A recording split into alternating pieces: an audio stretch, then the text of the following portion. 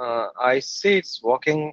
So in case you are not able to hear me, please drop a note on the chat box. Otherwise, I'll assume that I'm audible, and we'll go ahead. So welcome all of you to this lecture on R. This is the first lecture, I suppose, on the basics of R. There will be probably another followed by this. So what we'll try to do in this lecture is first about the breaks. We will have a short break around 11:30.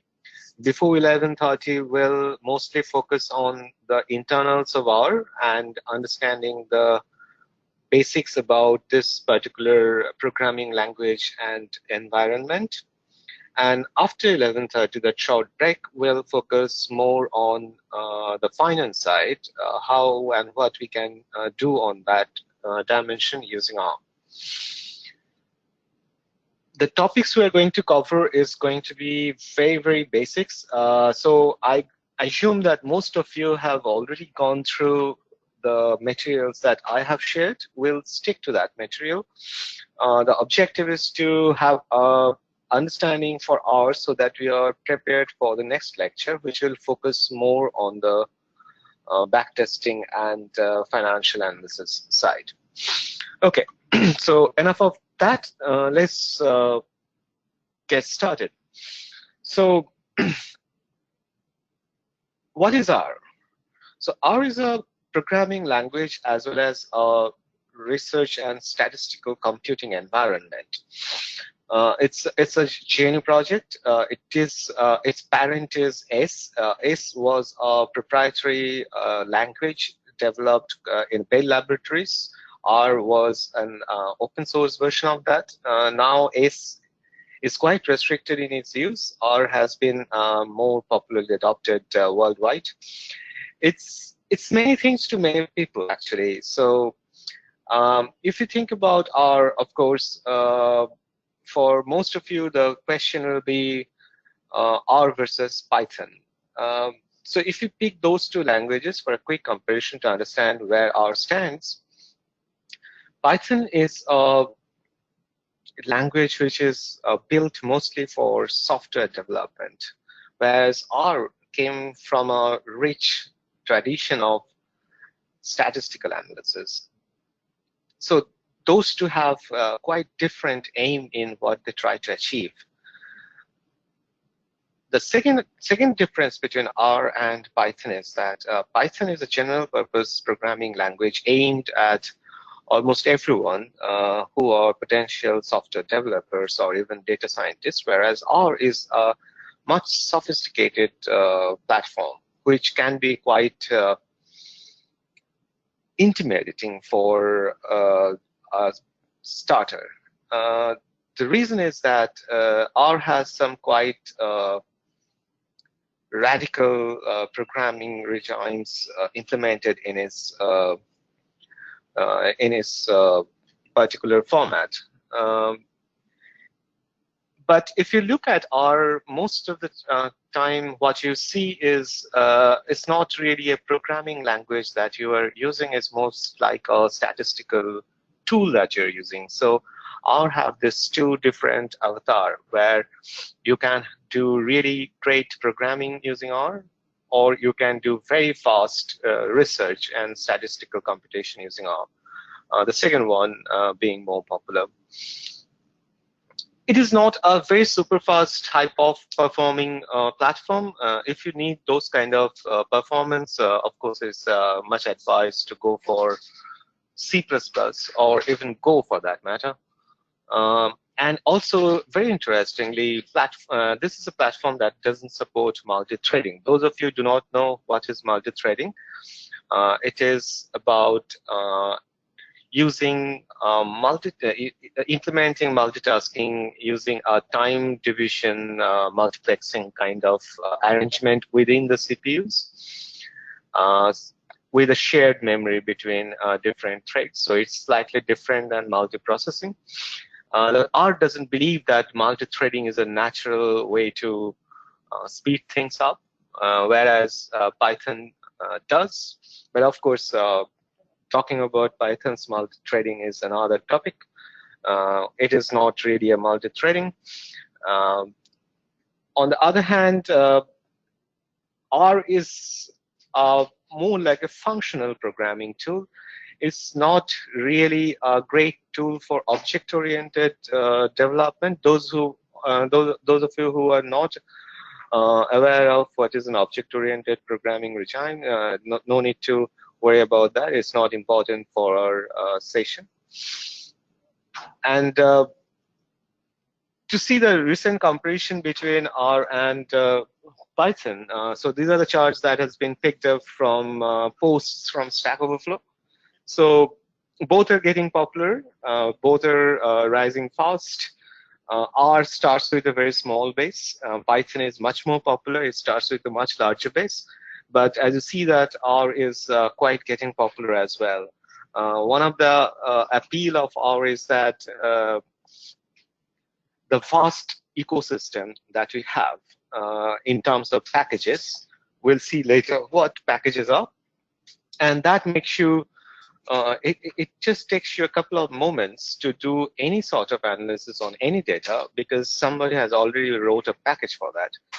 Whereas in Python, the packages are much more restricted and it's much more focused on software side rather than analytical side. The biggest difference being in a very recent time about DeepNext kind of computation where thanks to Google, the Python got a huge boost in the form of TensorFlow. But also right now we have really some good interfaces to TensorFlow coming in R. So it doesn't really matter anymore.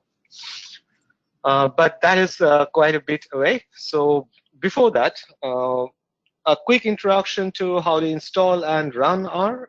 If you're on Windows machine, it's quite easy. You have to go to the official CRAN page. You can download the MSI, the Windows installer format. You just have to run. It's in an exe format. On Unix, you can just use a couple of lines to install it. The last line, actually, you can ignore. So the first one, we just update our repo, the local repo, then install the base R. The last one you can ignore unless you're planning to do some package development on your own. It's a dev version. To run R, it is possible to run R in multiple ways. One is using the R from the command prompt itself. For any operating system, R will usually be a binary. In some very rare cases, it can even be a shell script.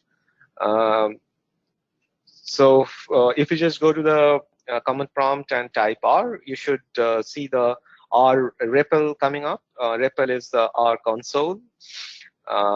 If you are running R scripts in batches, you don't have to go into the REPL, the R console. You can directly start running those scripts using R script.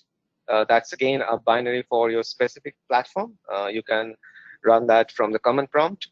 Or of course, like any good programmer, you can also use IDE, an integrated development environment, which you can install R and run R from within.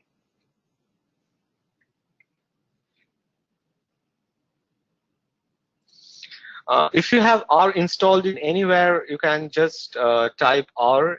So for example, in Anaconda, maybe it is particular to the environment. If you have installed R system-wide, it will be available for all users, not in a particular virtual environment. And if you go to the command prompt and type R and it doesn't run, then probably you need to check the path variable of the system and add the location of the R binary in that path, and then the system will be able to locate that particular binary when you go and press R at the command prompt.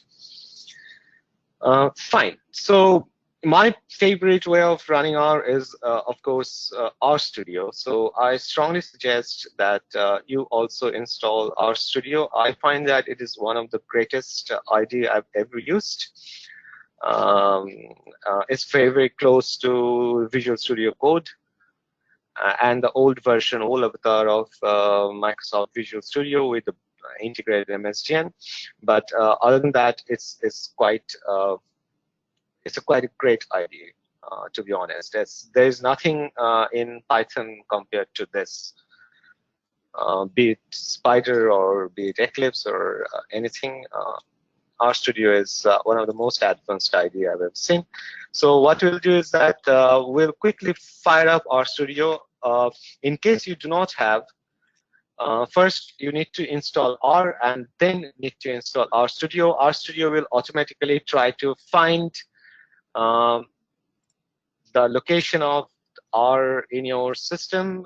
In case it fails, then you can always install RStudio, go to the tools option and change that location in your global option. So if you go to the first one, general, that is where you can say that which R, if you have multiple R installed in your machine, which version of R it should use. And also you can specify which is your default working directory. Working directory is the one that your program is running in. So if you try to read a file or write a file, that is where it's going to get saved if you're not using absolute path. Of course, you can change it, and also you can change the directories. There are many other options. What I suggest is that check this off, restore R data into workspace at startup.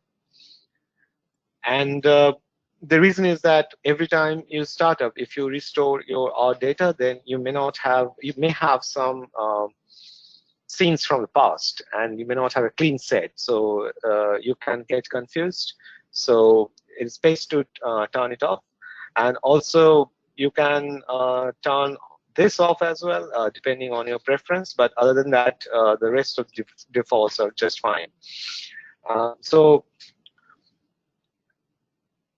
in this IDE, this part is where we can write multiple lines of code. It's like a file editor with keyword highlights for specifically for R. So for example, the R specific keywords are highlighted in blue, and if you're using any string, that will be highlighted in green. The rest will be in the black color. This part has two parts. You see there are two tabs here. The first one is the console. This is exactly like what you have if you go to the system command prompt. So for example, a shell in Unix or CMD in Windows, and type R. This gives you the same functionality, so you can write directly R commands and expressions here to be evaluated. You also get a terminal. It's a emulation of a Unix shell kind of environment, irrespective of your platform, and you can run your terminal commands from here as well. We'll not be using it, but this is quite useful in some cases, especially when you're developing some R packages. On the other hand, in this area, we have many different information. The most useful ones are the help. To access help on any topic, so for example, if you think about some R function, so for example, mean is a very common R function, we can just prepend a question mark at the beginning and press enter to get a help topic on that particular function. And then you also have the file structure. This corresponds to your working directory. Now, if you're not too sure about what is your working directory, you can use this function called, very conveniently named, get working directory, get WD. So I see my working directory is this one.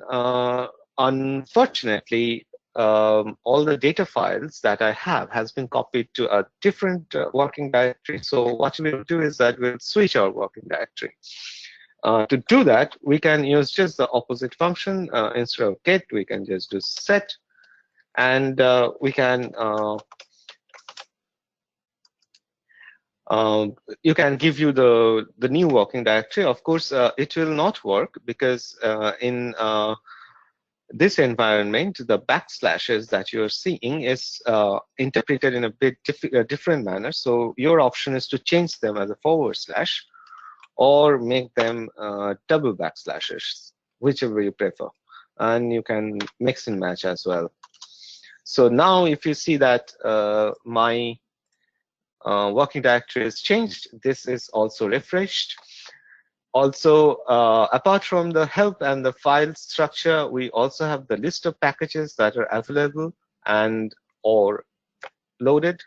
We also have a plot area. We'll see a lot about plot area today. On the other hand, we have an environment where if you create any variable, we list there. For example, if I create a variable x equal to 5, it will suddenly get appended here. It keeps a track of all the variables we are creating in an intelligent way. And also you can have a list of history that you have run in this session, and also other connections that we may have. Right now we do not have any new connections to any remote server, so we have 0 here. So everyone, I believe, is right now quite comfortable with RStudio. It's an excellent, excellent IDE environment. As I said, for getting help on RStudio, of course, there is a help in the menu. Getting help on R itself, the Stack Overflow is a very good place, of course. Apart from the way to get help on a particular topic, the way we have seen prepending a question mark, that's a very, very useful thing. But if you need more specific help, not just about topics, you can go to you can go to Stack Overflow topics on R. You can go to the Twitter topic hashtag stats. RStats, that is one good place. You can go and read any particular package documentation if you're looking for help on that.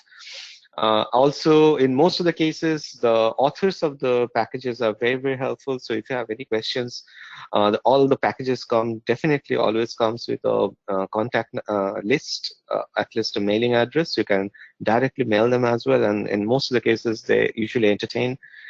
And other than that, of course, we are here in case you have any queries which are too deep to take any of these routes. Now, as I said, that R is one of the greatest language for data analysis and statistical analysis, and that is because it's driven by a very strong ecosystem of packages. So what are packages? If you have already some familiarity with Python, a very crude way of putting some similarity is what we call packages in Python as well, which we can import and then use functions or variables from those imported modules. The concepts are a bit different, especially in terms of implementation details.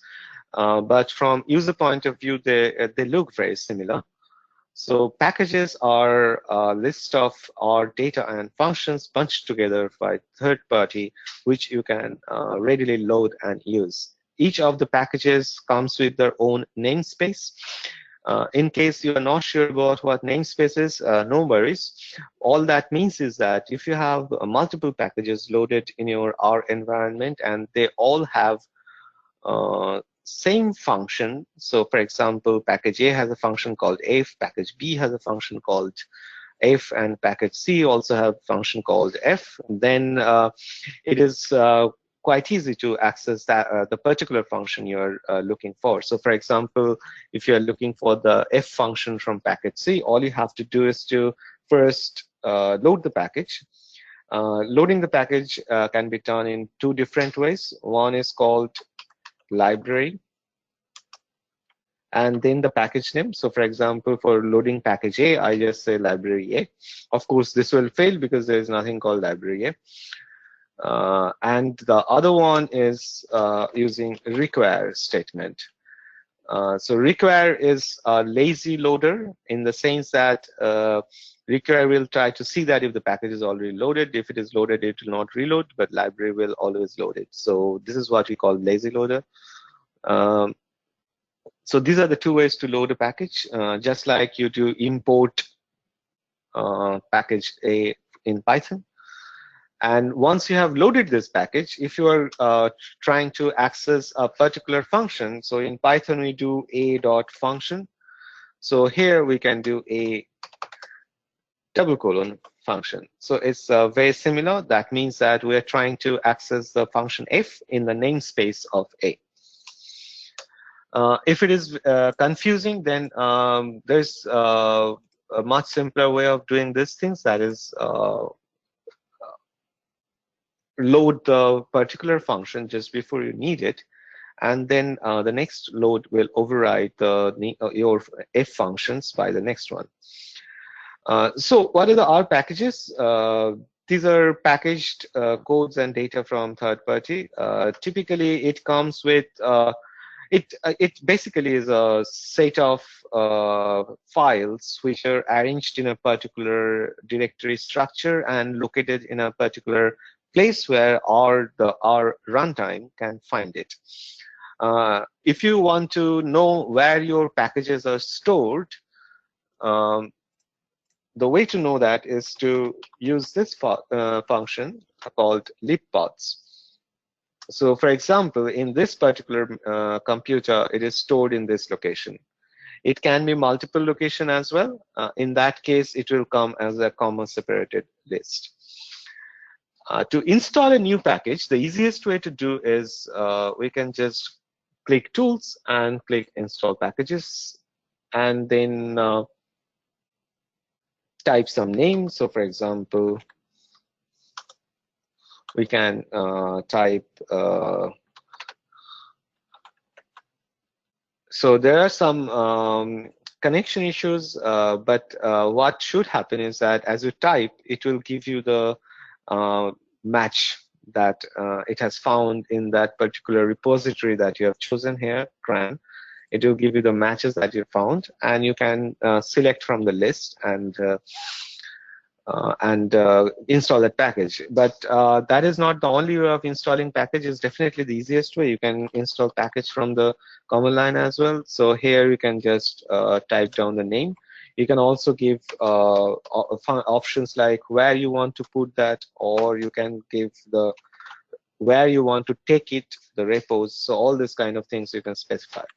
So if you go to this path, we have seen, not this one, the lib path. So if I go to this particular place, so for example,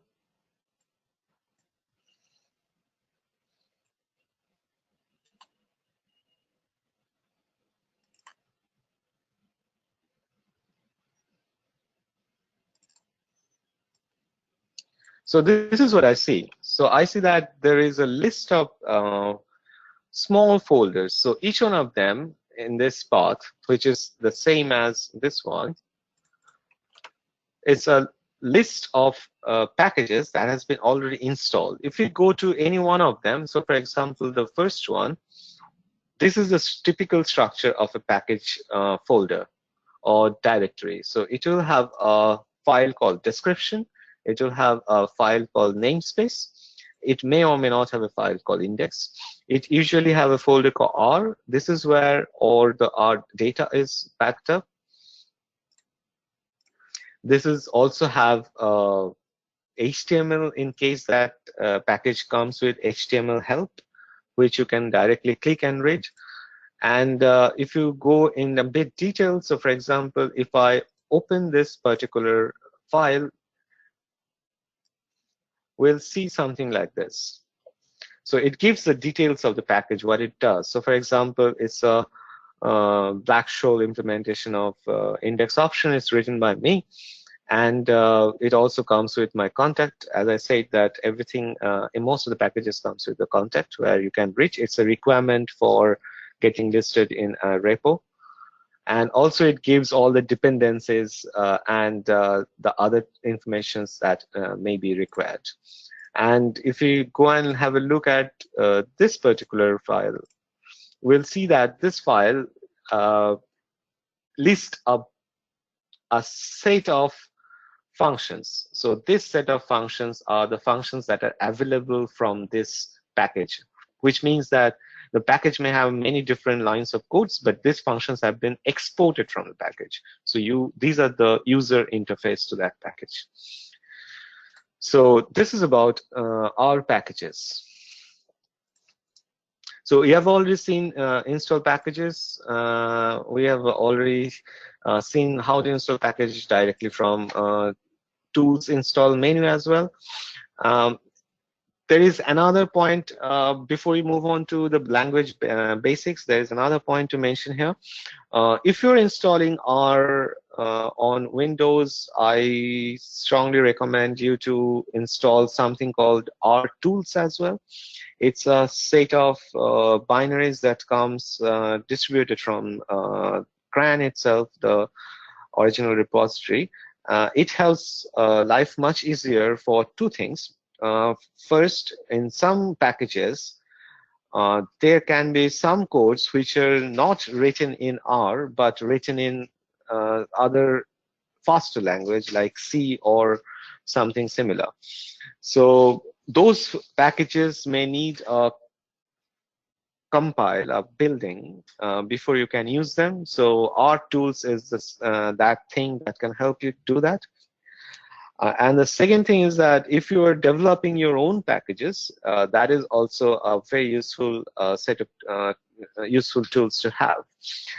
In case you are on a Unix machine, you can install the dev version of R that we have seen before. That will also include part of it, but unlike Windows platform, in Unix platform, you already have the C compiler installed by default. So the life is a bit easier there.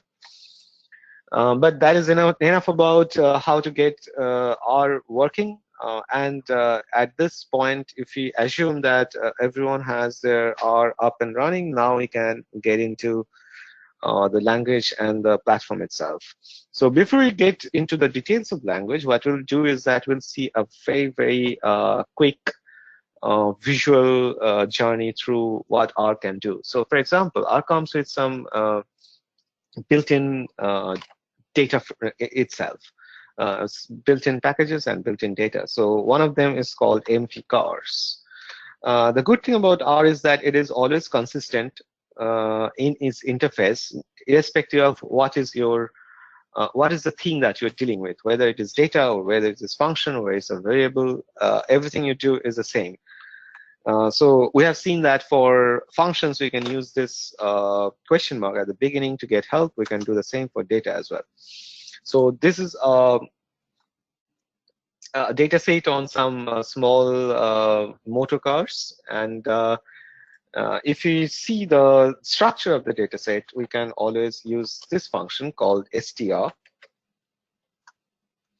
So we see that it has a few columns, and the sample data in each columns are also given.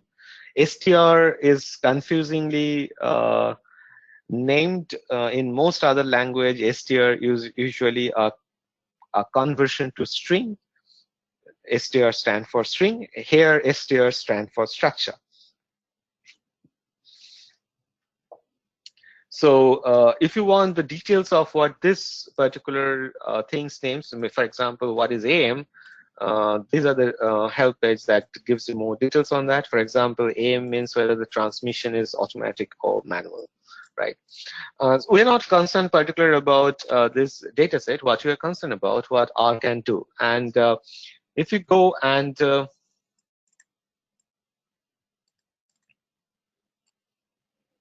first thing we want to see is that how to take a snapshot of the data set that you have. The thing to do for that is something called heads. You have seen this head function in many other languages as well. For example, in Python, the difference there is that head is a function here. Unlike in Python, so for example, in pandas data frame, that is a method. So you do x.head, but here you do head x. So that is the difference. And it gives you first few lines by default to the first 5 lines if available. Or you can, of course, give an argument here, how many you want. This is how to get a very good look at the data, underlying data set. You can also use a very quick plot. So for example, I can plot between the displacement and the miles per gallon. So for a data set which has multiple columns, the way to search through the column is to use the $sign, and then you'll get a drop-down list. We can pick one of the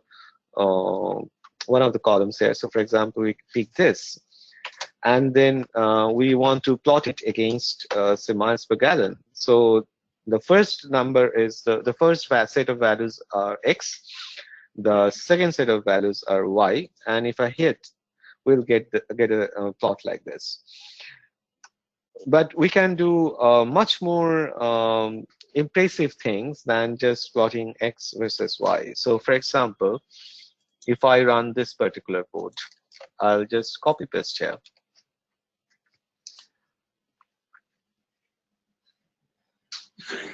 Now this code looks a bit intimidating. Well, let's see what it does. So what it does is that it has plotted displacement versus miles per gallon just before we did, but it also fitted 2 estimated lines. The straight one, the red one, is a linear regression between x and y, and the blue one is called lowest regression. So you see that using just 3 lines, we have done quite a bit of sophisticated thing. If you have to do this in Python, you have to write quite a bit of code yourself. The way it happens is that if you just go through the text that you have pasted and run, it starts with a function called width. Width is a function. If you want to know more about width, we can always do this. We'll not do this. Instead, we'll just see that how it works. So width first takes a data frame. It can be many other things. In our case, it's a data frame. So we have given empty cars, this one. And then if you see that all the other columns we have used here, we have used without any reference to empty cars. So when you say with empty cars, so all these are automatically associated with the data frame. So this is plot DISP is exactly like saying plot DISP as empty cars DISP. And here we are running 3 different R expressions. The first one is very similar to what you have done. What you have added is that we have added some labeling. So these are the labeling that you're seeing. This is the X lab, this is the Y lab, and this is the title. But apart from that, we also added 2 different commands. One is an AB line, and another one is lines. So both of them are taking a set of values and trying to plot them. Now, if you do this separately, so for example, if you just run this, of course, it will not run because it now DISP and MPG is not associated with anything. So you have to qualify them. So we have to say empty cars and then empty cars. So if you assign it to X and then we assign this to Y. So for example, we'll quickly come to this assignment operator, but in a while. So we do the same thing. So if I now see what X is, we see the X is a list of X's versus list of Y's. So it makes sense, right? So we run this function, we get this X's versus Y's, and we pass on them to this lines function with mentioning the color of blue, and it gets plotted nicely. So it all makes sense, right? So we have a list of x's there, a list of y's there, and then we also another list coming from Loess, and we're plotting it. But what about y? We see that it's a very different thing. It's not what we expected, right? It's not a list of x's versus list of y. Then how does R actually able to plot them in the first place, right? The reason is that R has this concept called multiple dispatch. What does that mean is that when you use the same function, so in this case plot, for example, what plot does will depend on what the things you're passing on to that function. If you are familiar with object-oriented programming, you may have seen an inverted version of that, where different classes, objects, instances of different classes may have defined the same function. So, for example, you have a class of say A, which has defined plot to be a type of bar plots, whereas we have a function, we have a class called B where we have defined plots to be an XY scatter plot. Here, we do this in a roundabout way. It is a more traditional way before the concept of object-oriented came in. And in functional language, this is there's a proper way of doing this, where the thing that is overloaded is the function itself. So if I pass on plot a particular value x and then use another with y, what they will end up doing depend on what x and y. So all these x and y's must define, just like classes in Python, that when it is called with plot, what to do. If it hasn't, if any particular type of objects haven't decided that what it should do, then there is always a default behavior. So, for example, we have seen this plot of scatter plot. Now, instead of that, if I do this,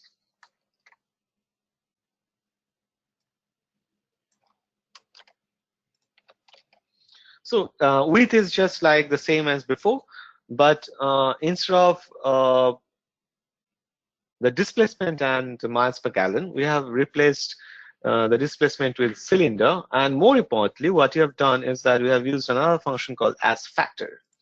So as factor is a function that takes a set of values, either string values or numerical values, and convert them into categorical values.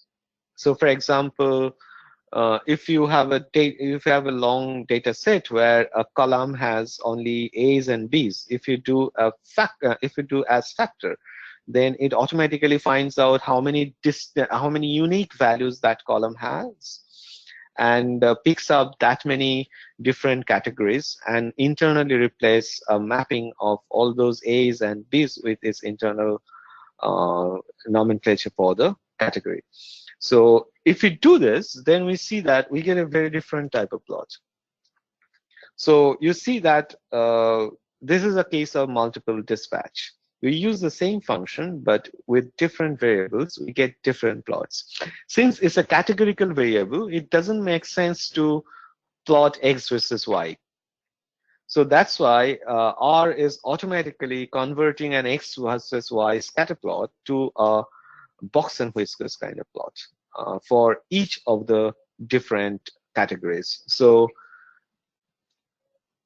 4, 6, and 8 are only the unique list of available cylinders. So what it is doing is that in the data set, it's picking up all the data points that have 4 cylinders and computing what is their mean and what is their average and what is the max and mean, showing you the entire box and whisker plot. Similarly, for this number 6 cylinders and 8 cylinders. So it gives you a very good idea about the data that how the miles per gallon varies for different types of cylinders. So obviously, the more cylinders, the less mileage your car has.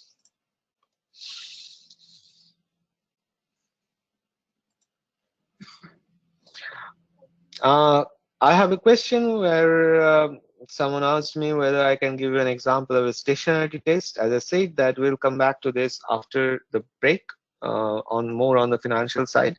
Before that, we need to get the understanding about the language, which is important because before you can do anything on finance or statistical analysis, if you don't know what you're doing, you may end up with, in the worst case, useless results. In a best case, useless results, and in the worst case, dangerous results. So it is very important that you understand the language itself first, right?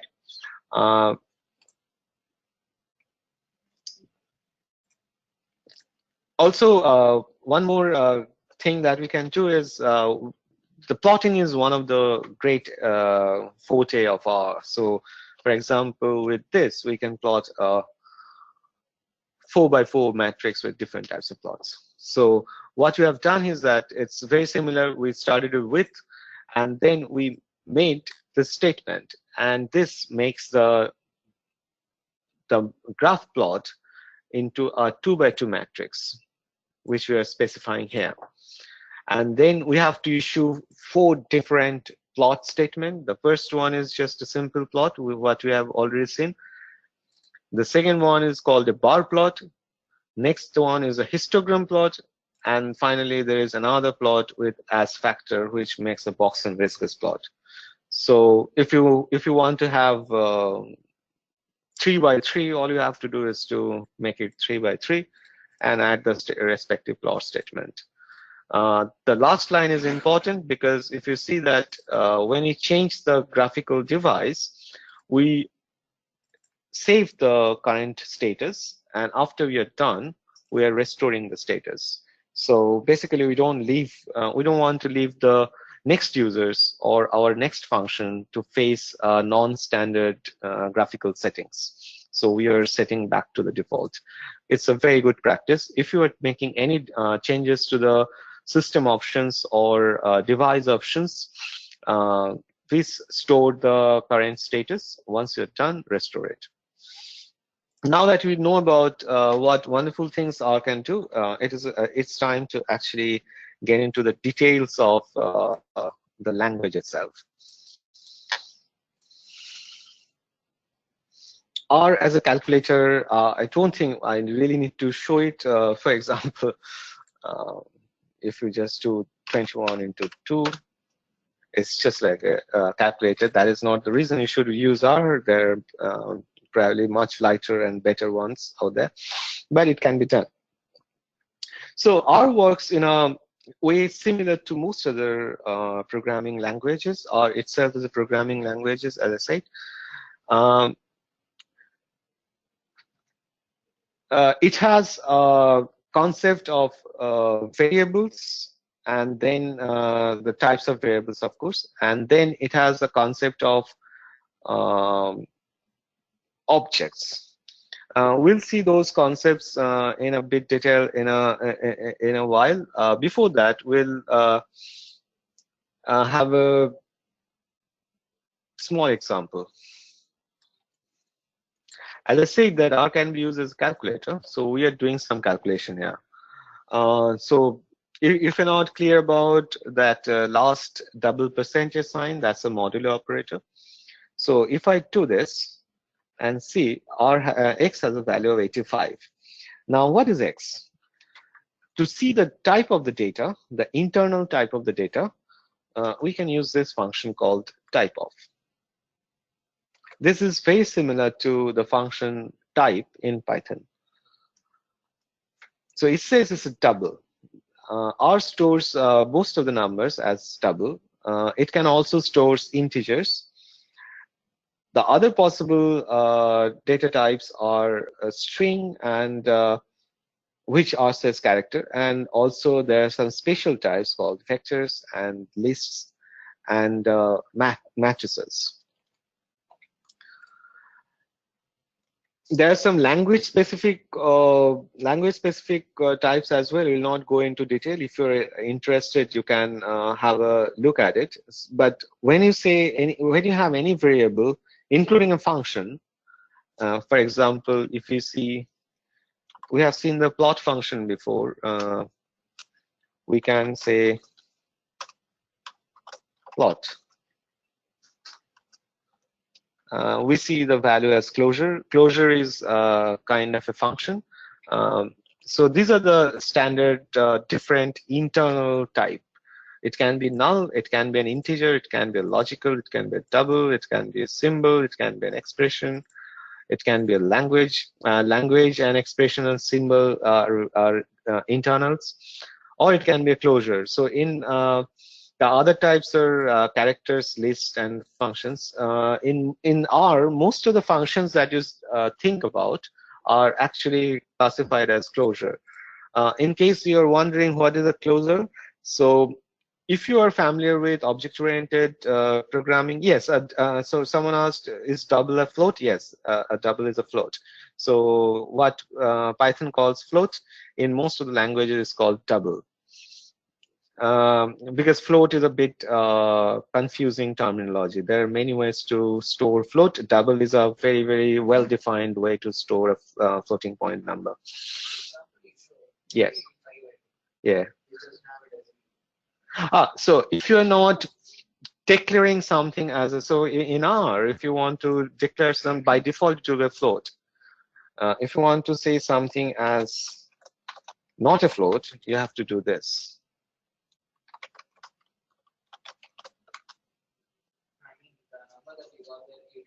Yes. Yes. Although it has, it's not an integer, because in R, so in Python, for example, anything by default is an integer.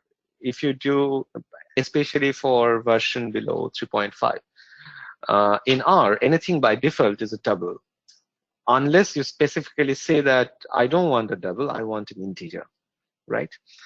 It's a programming language meant for computation and statistic analysis, so it makes more sense. So we are talking about closure. So in R, most of the functions you see are actually closure. So in object-oriented programs, classes are actually data with functions, right? We call them member functions, or we call them interfaces, many other things, methods. So they are effectively data with functions. Closures are effectively functions with data. It's a bit involved concept. We don't need to get into details of it, but if you're interested, please read more about closures if you have never heard of it before. It's a very interesting concept, I promise you. So if you use typeof, you get the internal type of the data. The next one we want to know about is assignment variable. So you have already seen me before doing this. So for example, I have used this thing. So this thing is an assignment variable. It is a bit non-standard, I'd say, if you are coming from other programming languages. In most of the cases, this is this, right? But it is more confusing for someone who never has seen a programming language before. He doesn't know whether this means a check for x equal to 100, or is it assigning a value of 100 to x, right? But this is very clear.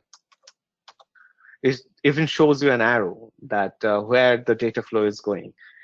So this is the preferred way of assigning variables to assigning values to variables in R. You can of course use this as well. But it is not recommended. There are reasons. We'll not go into details of those reasons, but let's stick to the arrow operator. One interesting thing about R is that in R, there is nothing called an operator. This assignment operator is actually it's just a way we think about it, but underneath is really a function.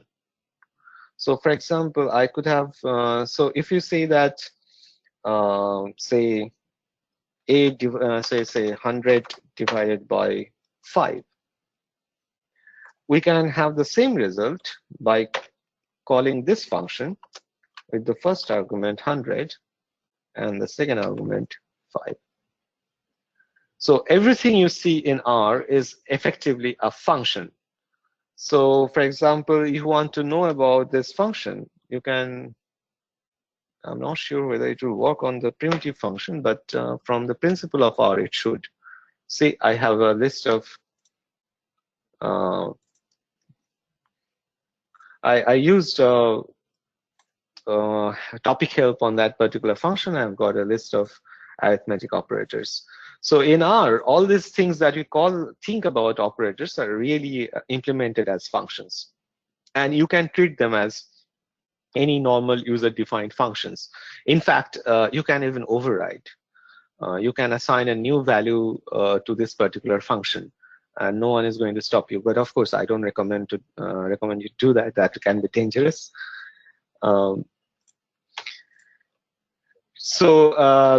Yeah.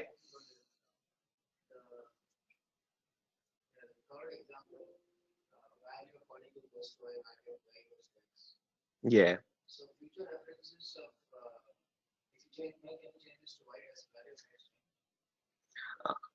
If you are making changes to X and Y independently, they will remain independent. That statement says that 42 goes to Y and Y value goes to X. Yes, yes. So I'm saying, you're making any changes in X won't affect Y, but making any changes in Y will affect X. So this is another difference between R and Python. So in Python, it is always shared objects, especially for data types which are mutable, like list. In R, we have what we called lazy copy. That is also called copy on change. So if you have, this is not a very good example. 42 is a double number. If you have a large data frame, for example, assigned this way to X and Y, the X and Y will be just a small tag which will point to a place in memory that has the real data, and they will point to the same memory. But the moment you change X, it will create a copy of that data and then point to the new location. In Python, it will be quite confusing because it will change in the same location and it will not create a copy. So if you change X and read Y later, you'll see new values, which is very powerful and sometimes which is very, very confusing. On R, we have this copy on change. If you change something, it will create a new copy and change there instead of surprising you. Does that answer your question? So in R, the basic data types are these. So we have a data type called double. As you have seen, there's a basic data type for all numbers. There is also a data type called vector. Vector is an array of other data types of the same type. So for example, if you have an array of 3 other doubles, 3 other number, then it's a vector. It cannot be of different data types. All those elements has to be of the same data type. Similarly, you can have a matrix that's also a composite data type in the sense that it can have an array of other types like doubles or characters, but again, it has to be of the same type. The difference between vectors and matrix is really the dimension. Any single dimension matrix is called a vector. It's very similar to what you have learned in our high school maths.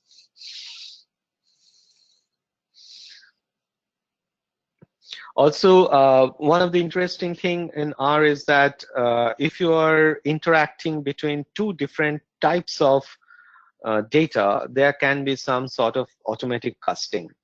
One thing is very, very useful, which is called broadcasting. So for example, if I do this,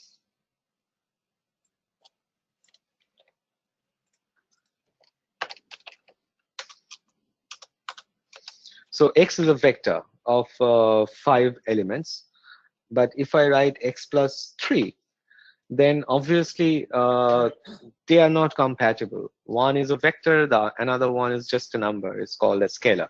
But what R will do is automatically it will broadcast 3. It will create a matching number of elements as X and add them element wise. This is called broadcasting. Python also does that. In fact, any good language which is meant for data science should support it. For example, if you try to do this with C++, it will throw you an error.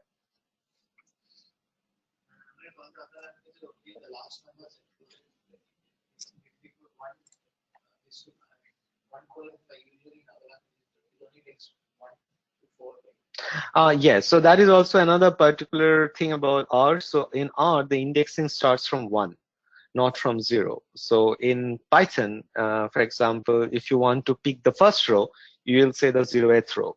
In R, we'll see the as it is first row.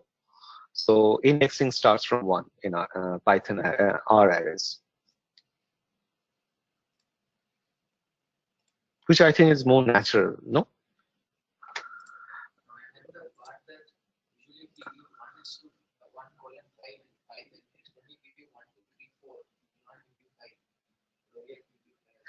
So no, so you are mixing up between two different things. The colon operator you see in Python is called slice operator. And this is not a slice operator. This is basically a shorthand for generating a sequence. So slice operator works differently because it starts counting from 0. So that's why it will stop at less than the last number. So it will stop at 4.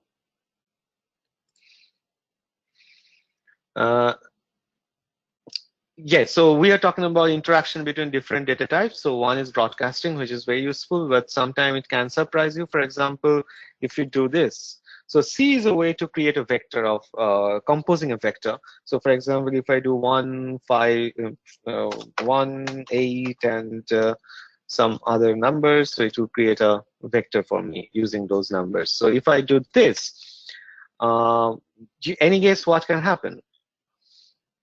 The A is a character, 1 is a double, as we have seen, and they are not compatible. And we know that if you create a vector, all the elements should be of the same type. So what R will do is that it will convert. It is possible to convert. Is it possible to convert the A into a number? Obviously not. But it's possible to convert the numerals into a string. So it will do this instead of throwing an error. So I'm not sure whether it's a good practice to silently change or whether it is better to throw an error, because you can't do this inadvertently. But R assumes that you know what you're doing. So it assumes that you're an expert, so you cannot make this kind of silly mistakes and automatically convert this for you. The other two data types are called lists and factors. Now, the difference between list and the vectors are, as you've seen, the vectors has to be of the same type. List can be any type. So this is, for example, a list, and this is how we create a list. So the first element is a vector. The next one is a character. The last one is another vector, and then finally we have another vector. If we type X, this is how we'll see.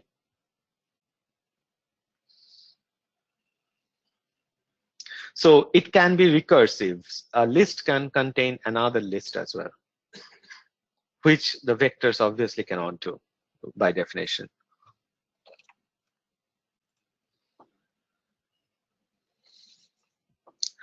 Factors we have already seen before. If you remember, when you're plotting the box and whiskers plot for the number of cylinders versus the miles per gallon, you're using a function called as factor.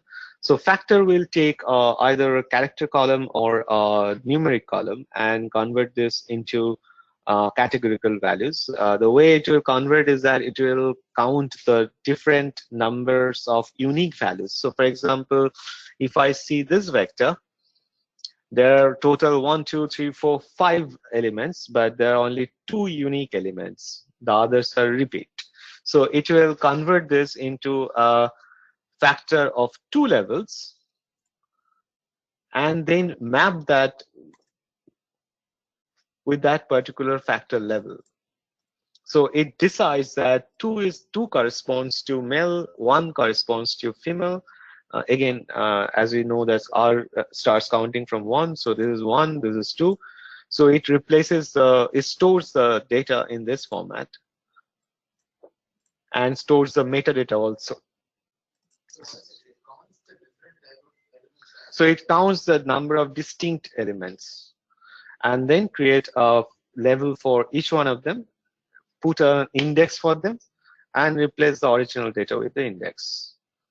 So it's again a combined data type where you store different things, data as well as metadata. List is also a compound data type which can store many other types of data, including a list.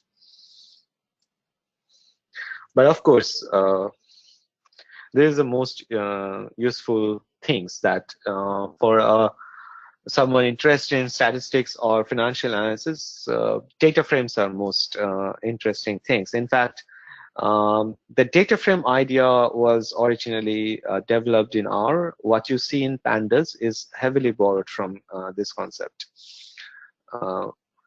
Data frames are a way to store unique data in a flat table-like manner where you can query the data in as powerful way as a database table itself. First, we'll see how to create a database in a data frame. In R, the creation of the data frame is usually done through this function called data.frame. And you pass on a matrix to it that is a list of rows, a list of columns, and it creates a data frame. So if we try it,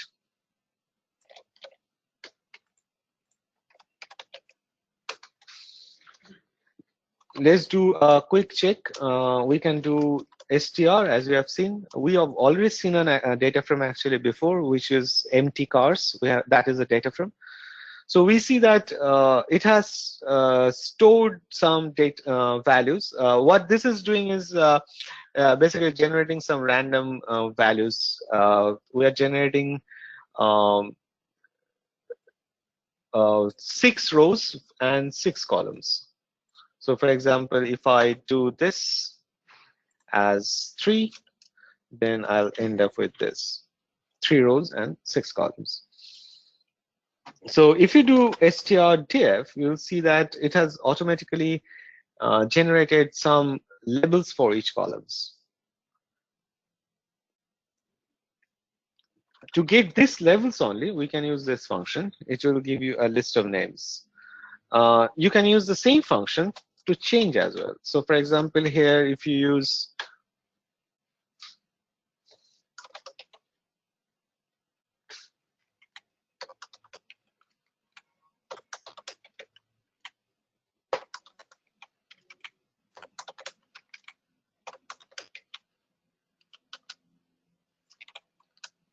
so we have changed the column names as well. So this is very symmetric in R. So the way you can get an element, you can also set that same element in a totally symmetric manner.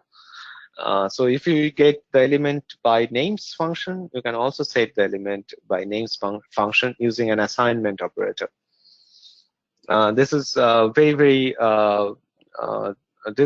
is not very straightforward to do in Python, for example,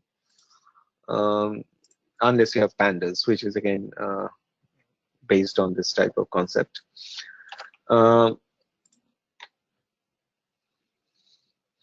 We have already seen the functions like str and height. Another interesting things to do is to, this is our df. If you see what is the type of df, as you know that the type of gives us the underlying type of the internal type of this particular variable, we'll see that it's effectively a list. This is a very important thing to remember. There are a few points I want you to take away from today's lecture. One is definitely this, is a data frame is effectively a list. It's a list of columns. So we see that there are 6 columns. So a data frame is effectively a list of these 6 columns. This is very, very useful for developing efficient way of dealing with data frames. We'll see some examples later, but I really would like you to remember this point. The next important things comes in, and you will face this almost anywhere you want to do anything with R and data, is subsetting data frame, which is taking a slice of the data frame depending on your criteria. So typically the criteria come in two different manners, where you know the number of rows you want to include or exclude. So for example, I want the first few rows, I want the third to fifth rows, those kind of things. Then the second way of doing this is slicing and subsetting the data frame based on conditions. So I want the rows where the value is greater than 5. So here you are not sure about whether 3 to 5. You are not indexing, you are giving a conditional value. So both are possible in R. The way to do it is somewhat similar to Python.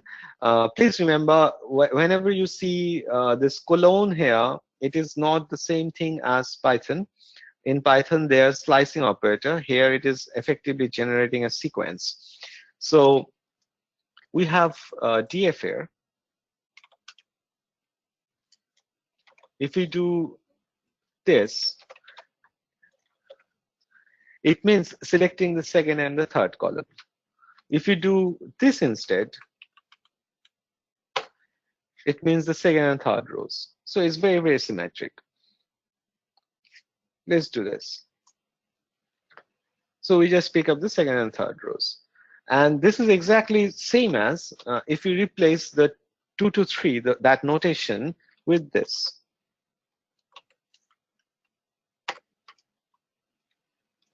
Effectively, 2 colon 3 is generating that underlying vector of 2 and 3, right? So C means, so if you just write 2 and 3, it gives you an error. So if you want to compose a vector using different elements, so C is that for compose. So C 1, 2, 3 will give me a vector consisting 1, 2, and 3.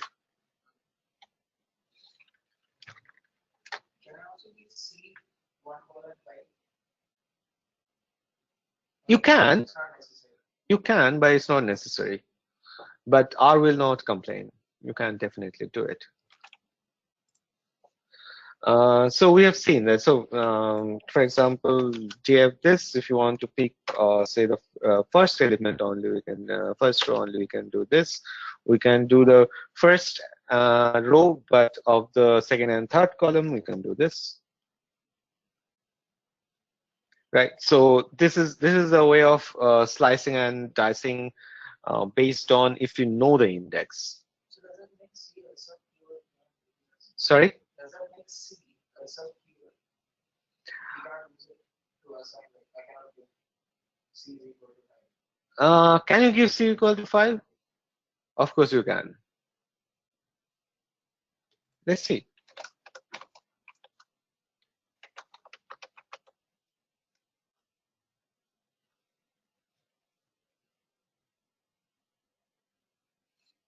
It works both ways, right? So you have a C, which is a number, then you have another C, which is a different function, right? So the way R deals with this is based on your argument. So we discussed about the method dispatch before. So R intelligently figures out which C you are talking about. If you're a beginner, it is very, very easy for you to absorb this concept. If you are an expert about method dispatch, it's also very, very easy to understand why it's happening.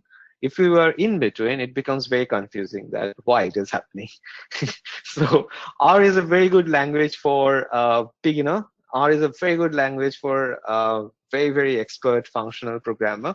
R is a bit confusing for the intermediate players. The intermediate programmer probably will do much better with Python. It's much more syntactically clear.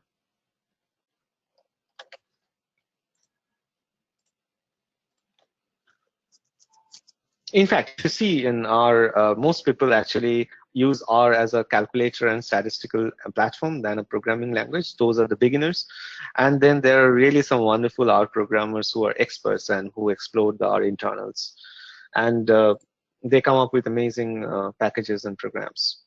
So this is a subsetting data frame, and as you have seen that it's pretty simple. So you can, this interesting thing that if you, instead of selecting things, you can also deselect things. So this will remove the second and third rows, since we have put a minus sign before, which is effectively means that we'll just select the first row, since we have only 3 rows. We can also use Boolean vectors to select. It is sometimes useful, especially if you see that, if you accept that this should work.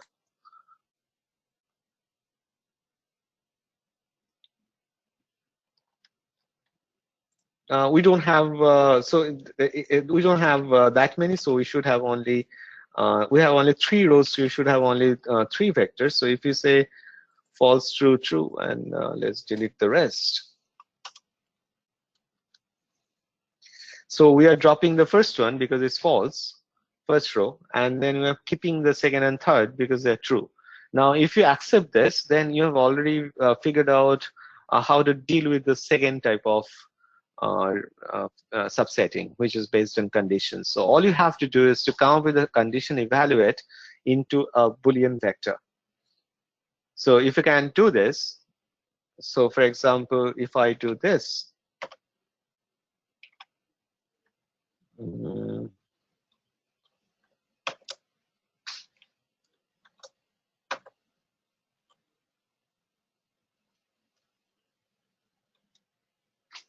so what it internally does is that since you have given this expression, it will internally pick up the column A.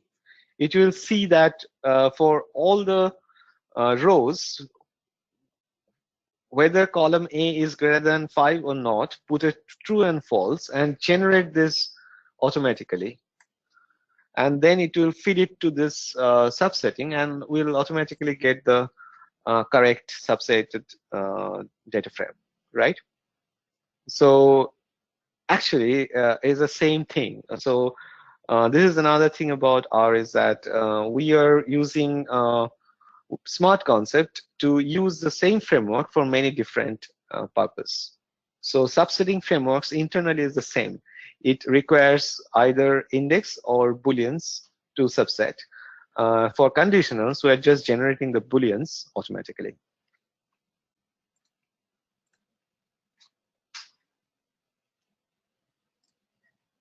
Oh, you can do, by the way, you can do both. So for example, you can put a condition for column, or you can put just a condition for column, or you can put for both column and rows.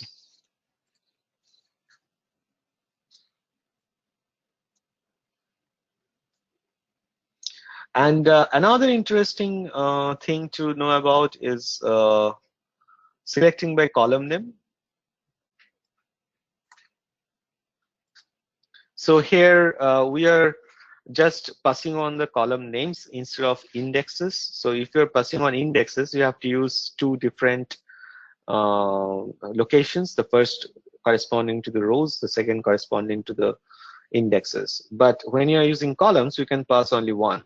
Any idea why? We have already answered this before. The reason we can do this is data frame is a list of columns.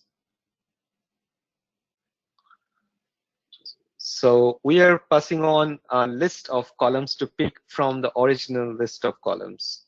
So that's why we can use this kind of notations, right? So in R, if you come up with any sort of notation, you will always see that there is a very few underlying reason for any of this.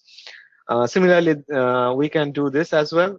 Here we are not using that list of notations. We are using the indexing notations, right? And also you can do something like this. So here we are using this function called in. If you want to know more about this, the best way to do this is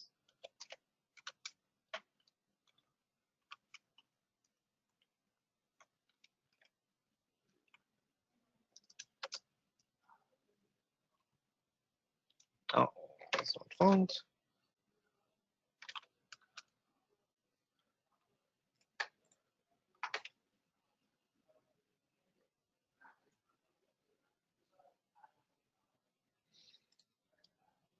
So I don't see it in the documentation, but in is a built-in primitives that basically matches, that creates that Boolean list, whether some number is in a list or not. So if you do this, this will evaluate to a Boolean vector. And just like we have seen before, if you pass on a Boolean vector to the index, it will be used for subsetting. So we can use this trick to subset.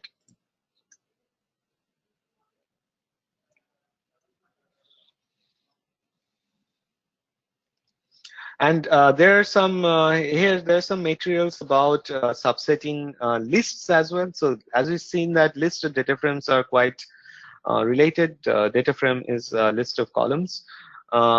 In real life, we will be very few times we'll be actually dealing with lists directly. Mostly it will be column, but in case we have to, it's very similar. The only difference is that in case of lists, you have to use this double square bracket notation. This is the notation for list if you are trying to access a particular value there. So both for column and the rows, you have to use this double square bracket notation.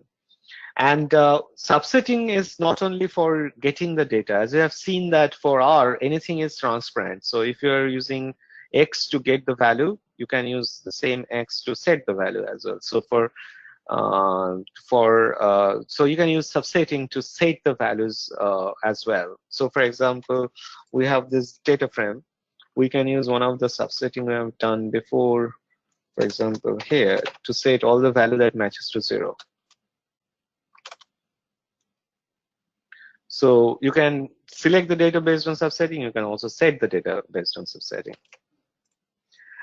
So this is about data frame. So the most important part to take away from here is to how to subset the data frame, because in most of the cases it's easy to create the data frame, or something else is already creating the data frame for us. So for example, we are reading a file from a disk, and it will, if you use the proper function, it will automatically create a data frame for us. What we want to do subsequently is to subset and run operations on those columns, and that is what's important to take away from here. The next topic we have is called functions. Now this is relatively a smaller one, the topic, because in our function is a really big part, as we have seen, and we really do not want to get very deep into it, because it will be a bottomless depth.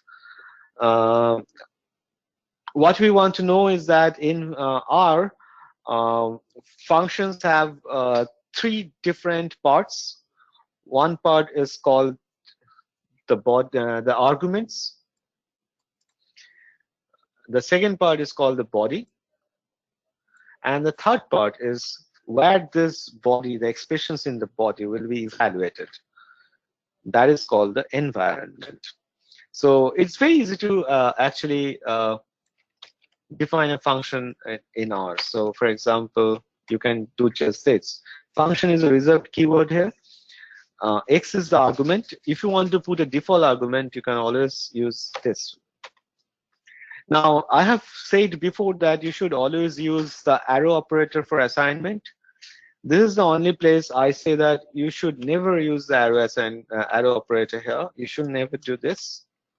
You should always do this. So here we see that this is how we can define a function. So f will become a new function in our environment. We'll see here when you hit the enter. And it will return, given an x, it will return x plus 5.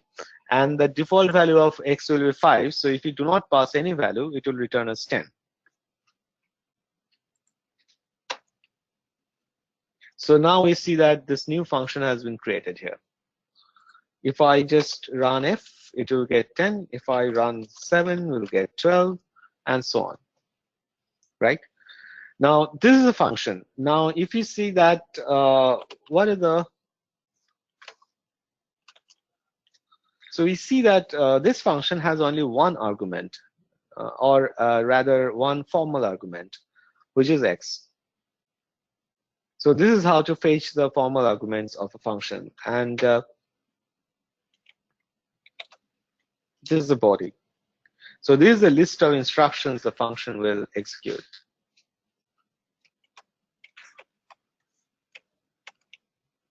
And this is the environment of the function. It says it's a global environment. Why? Because we are at the shell. If you are using this function inside another function, then it will be the environment of its parent. And we can go as deep as we want, a function within a function within a function, and so on, right? So each one will have its own environment, and that environment will be created and destroyed as and when the function exists. Now, if you see that, although we have used a keyword called function, but if I do type of f, I don't see function, I see a closure. If you remember, closure is a function with data, just the opposite of class, where class is data with functions. The reason is that by default in R, all the functions are modeled at closure. Now, this is usually not a problem. This is usually very, very useful as well, but sometimes it can become a problem. So whenever you're writing a function that is doing normal things, is absolutely fine. But if you're writing a function that is returning a function, then it becomes a bit problematic. Then what R does is that since it has to return the function, it also have to save the environment of the function. So all the variables you are declaring within that function will also get saved. So for example, if I have a simple function like f equal to function of x, and I declare a data 10 and then say return say a plus x.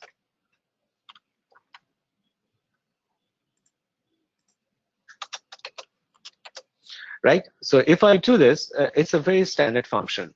It creates a value, a equal to 10, it computes a plus x and return that value. It's returning a number. When the function is called, we get this a created. When the function returns, this a is destroyed. But if we do this, if a equal to 10,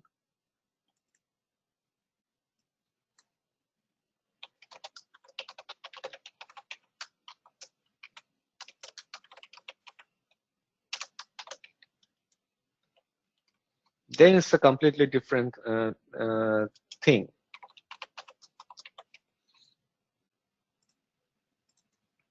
Sorry, I'm mixing up with Python notation because I've been coding too much in Python lately.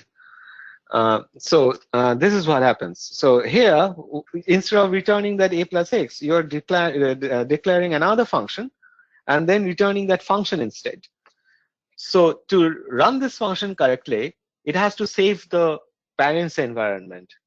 So when you call this function, a gets created, but when the function exits, the a doesn't get destroyed. So it will stay. So imagine this a is a very large data frame. You can get totally clogged up with your memory without realizing it. So since everything in R is a closure, every function is a closure in R, so this kind of behavior we see. So we have to be a bit careful when you are returning a function. In most of our use cases, we never return functions, but sometimes you want to. When you want to, then you be careful. Because we have defined an f2 function, and then we are returning this f2. But the function defined in f2 itself is returned now. Yes.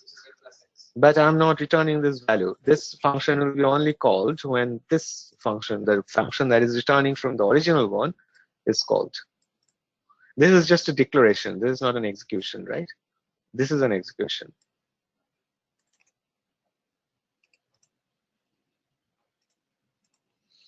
So this is mostly about functions. There are a list of functions which are, sure.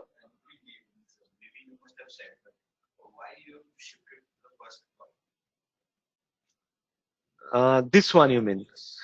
So this one is very good for line-by-line computation. Here what you can do is that you can write many lines at one time and then select all of them, for example, and press Control Enter and run them together. So if you're writing many lines of codes together, and then so it's very, very useful. You can also select a particular line and then try to run it as well. But of course, in this case, it will fail. More of a text file. Yes, it's basically a file editor.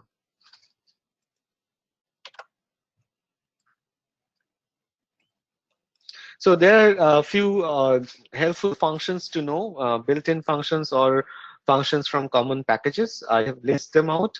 Especially these are relevant from our use case, that is financial and statistical analysis. Some functions on the generic side, some functions regarding maths operations, some functions on the plotting, and some function on statistics. For example, LM function we have already seen. Mean, median, and these functions are very, very simple. It does exactly what it should. So for example, if I do this, 1 to 100, there's a min, right? If we do this,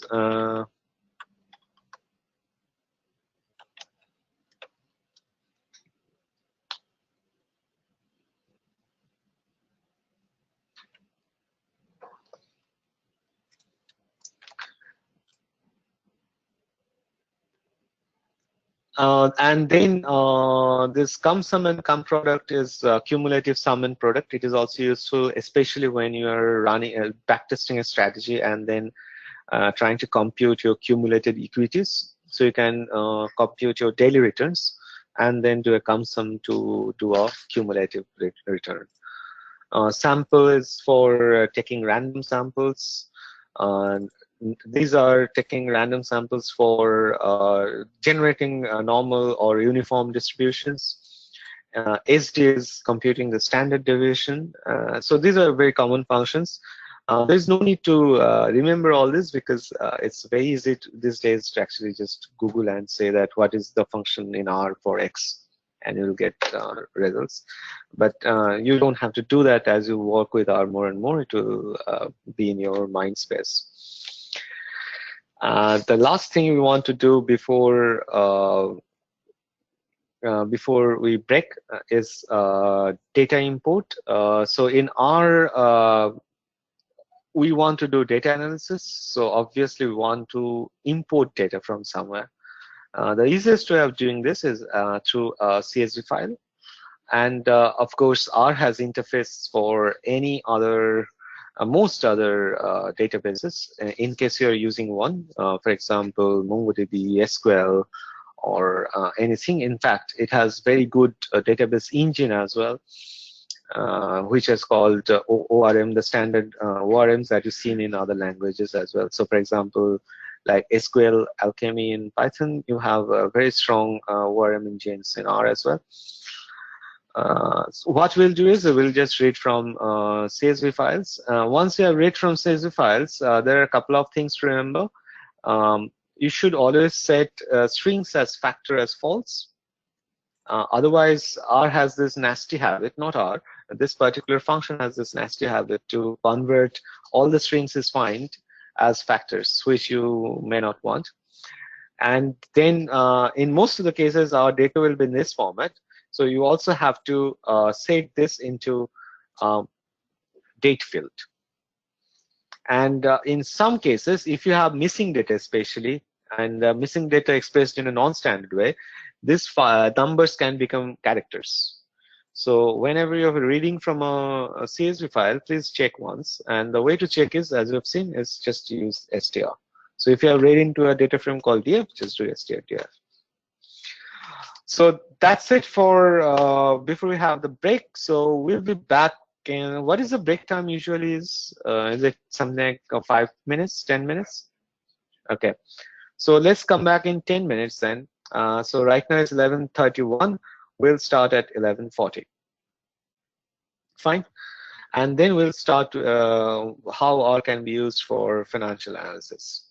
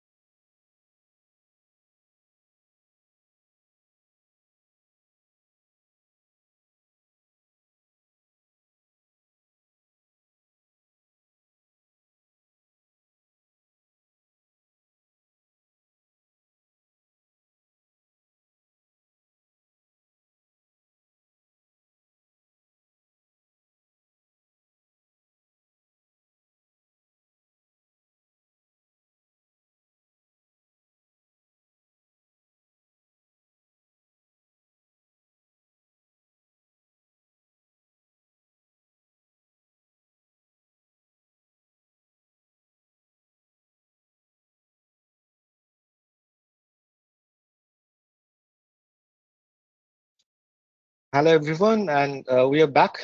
Uh, I missed a question here, which says that counting from 1, is it better than 0? Actually, it's a matter of taste. Typically in mathematics and in computer science, it's more natural to start counting from 0. In statistics, it's more natural to start counting from 1 because there is nothing called the 0th sample. So typically in computer science, and hence in most of the computer programming languages also, the indexing starts from 0 because the way it was developed historically is based on offsetting address to the virtual memory of the process. So it was far more natural to start counting from 0 so that your 0th element is effectively the first one in your memory, 0 offset. But in our, since comes from a statistics background, it starts from 1.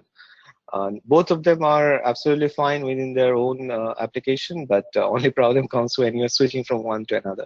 So then it may become a bit confusing. But other than that, there is no binary answer which one is better. Okay, so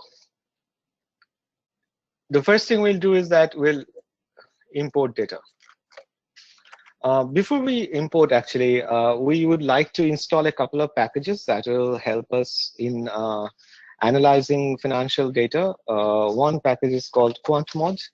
So if you see that if I type name of a package, I already get to know that whether this package is installed or not. So it's giving me these options. So that means this package QuantMod is already installed here. In case it is not installed, you can do this.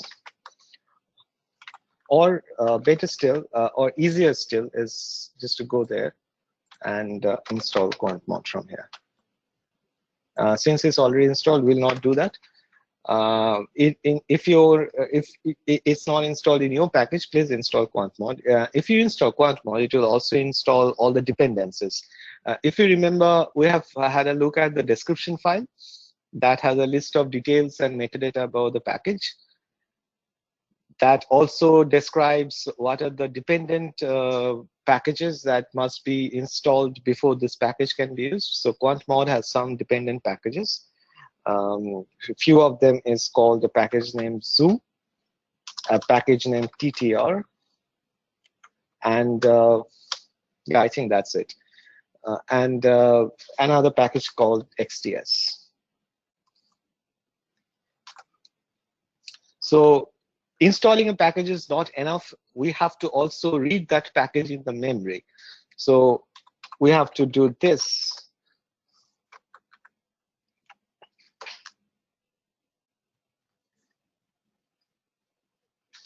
So you see that whenever you load some packages, there can be some information message displayed. So it says that it's also loading the package XTS and Zoo.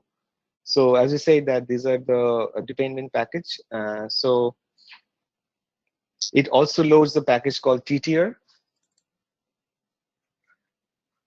So these three packages are already loaded once you load QuantMod. So now that you have loaded QuantMod, now we can go ahead and do the rest. So first we have to read this package. So before that, we are trying to read from this place. So you have to go and see that whether this file exists. So as you see that this file already exists. If it's not in your current working directory, if you remember, this is a way to get the current working directory. If it is not in your current working directory, you just need to copy it, or you can just use change your current working directory to that place where you do have this file, right? We have this already there, so we'll just read it. What we have done is that we have used this function called read CSV because I know that nifty.csv is a comma separated file. Also, we have used header equal to true because this file has headers, so it will parse them as a column name, and also strings as factors as false for the reason we have discussed. If you don't do this, then in some cases where it cannot be converted into a numeral, for example, a date notation, It cannot be converted into numeral. It will be converted as factors instead of string. If you now see the structure of the data frame, we have just, if you see that what we have just done, what is the class of this? So you can just type class and see it has already created a data frame for us. If you want to see the structure of this data frame,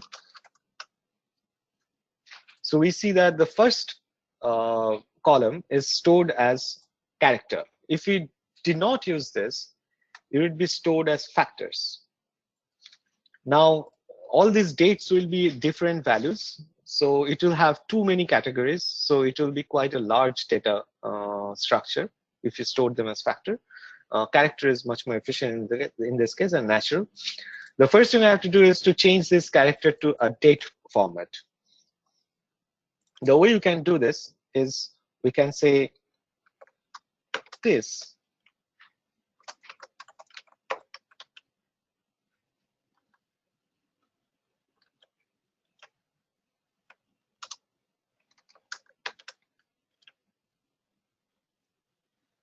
So we just converted the typecasted, if you use the C language, from a character to a date value. Now, it cannot be done for everything. They are in a favorable notation. That's why it is easy to do. Otherwise, you may have to specify something called format. So if you look the detail of this function we just used,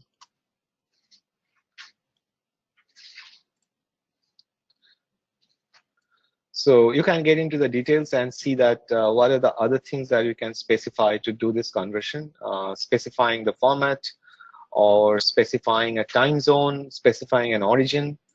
So all these kind of things we can specify, but for our purpose, the way you have stored the data, it is not necessary. So if you are reading and writing to and from a CSV, the best way to, yes.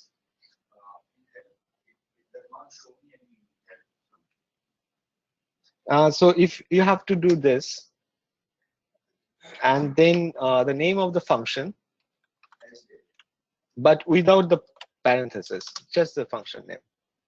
Now if you do, you will come to that help. Does it work or? Okay. And then, so basically you have two different packages that has a similar functionality. So it's giving you two different links, which one you want, whether you want the package zoo reference or the base reference. Base is the base that comes by default with R. So these are the base data types and functions and variables. So again, if you go back to this structure, we see that now the first one is no longer character, it has been converted to data frame. Yes, so the point I was making is that if you are storing and reading to and from Excel or CSV, please save the date column as the format of YYYY hyphen MM hyphen DD. So that is starting with a date, a year, then month, and then the date. So this is a standard format for almost all data science related packages and platforms, including Python and R and pretty much everything. So the strange formats like month, by, day, and year, which is only used in US, these are very, very problematic formats. So this is the default format for, I believe, not this one. This is the default format for Excel. So it can create problems. So please convert them into that format. The way to do it is to select that column, right click, and then change the format. So now we have read this in. So we have total 1, 2, 3, 4, 5, 6, 7 columns. The first one is date, the others are numbers, and this is typically how OHLCV looks like. So what we have here, if you want to see the top of this, we have indexes starting from 1, 1, 2, 3, whatever is the number. And then we have the first date, and then the other numbers corresponding to the opening and closing price, etc., and the volume. If you want to see how large is this, so the number of rows, we can use this function. So we have total around 2,810 rows in this. And if you want to see the number of columns we have, of course, we have another similar function, and we see that there are total 7 columns, right? In most of the data science platform, the most standard way of dealing with this kind of data, which is obviously figured out our time series data, is to convert them from indexing by 1, 2, 3, instead of indexing 1, 2, 3, 4, etc., index them by the date itself, right? So typically, if you use pandas in Python, you use this function called datetime index. We can do something similar in R, where we convert this into a time series data frame, and you use this package XTS to do that.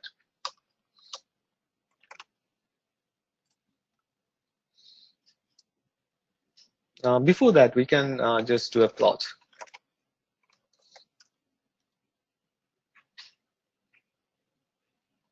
There is no plot.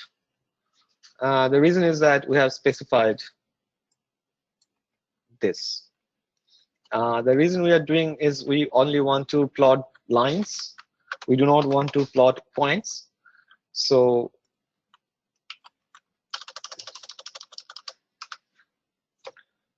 if you just do the first one, it will be quite ugly, right? In the plot, you can actually browse the plots you have done. So we go back to the earlier one, clicking the backward or forward button. You can also zoom and do all those kind of things. So this is how our data look like. The R has already done some intelligent thing for us. So for example, it figured out that this is date, so it's plotted only the years because we have given a large data spanning multi-years, so it already intelligently decided that the axis leveling should be years, not month, and not date. And also it has done the scaling properly so that our data fits in that box nicely.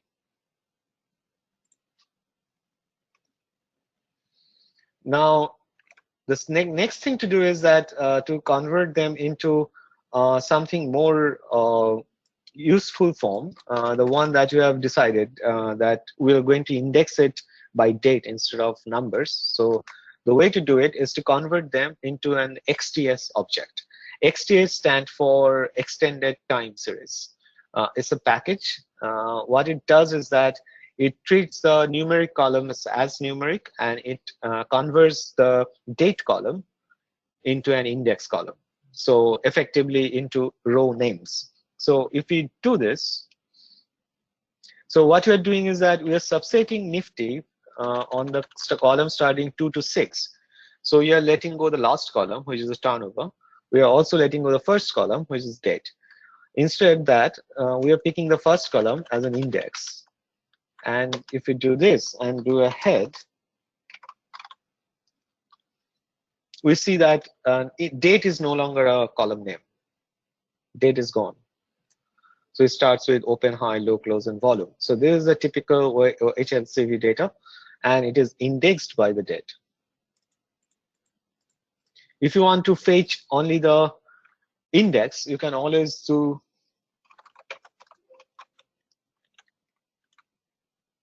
the first 5 value, for example.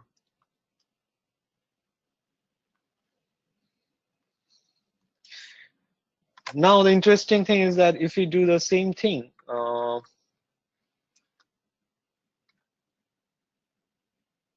sorry, we do not have date anymore. Now you see the nature of the plot has changed.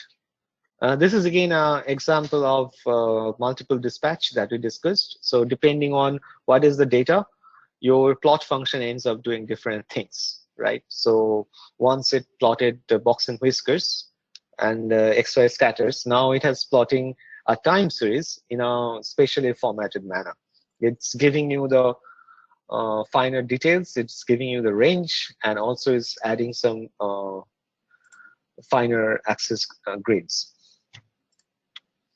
But we can do better than this. So for example, we have loaded this package called QuantMod. QuantMod has some nice charting built into it. So for charts, this is far better to use QuantMod. So what you can do is that instead of plotting it in the native plot function, you can use the chart series function in QuantMod and try to plot it. The advantage of this, so if you want to zoom it in, so this is effectively the default plot is effectively a candlestick plot. Candlestick is not very. If you know what is a candlestick plot, is effectively you're plotting the. Most of you know candlesticks, I suppose.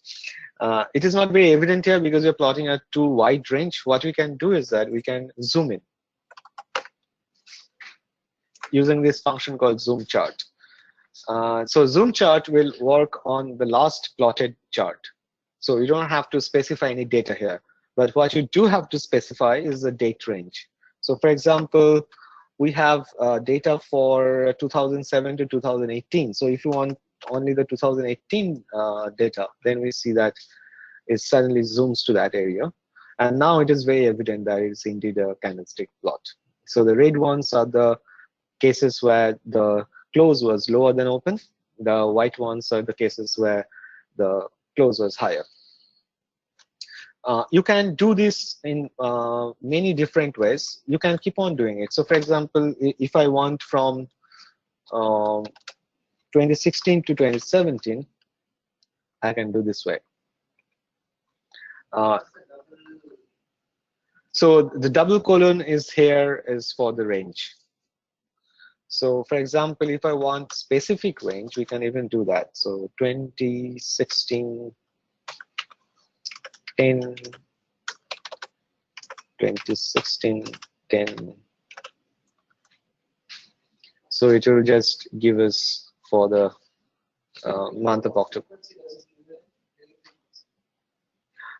No, so the frequency should be part of the data. So it doesn't care about the frequency.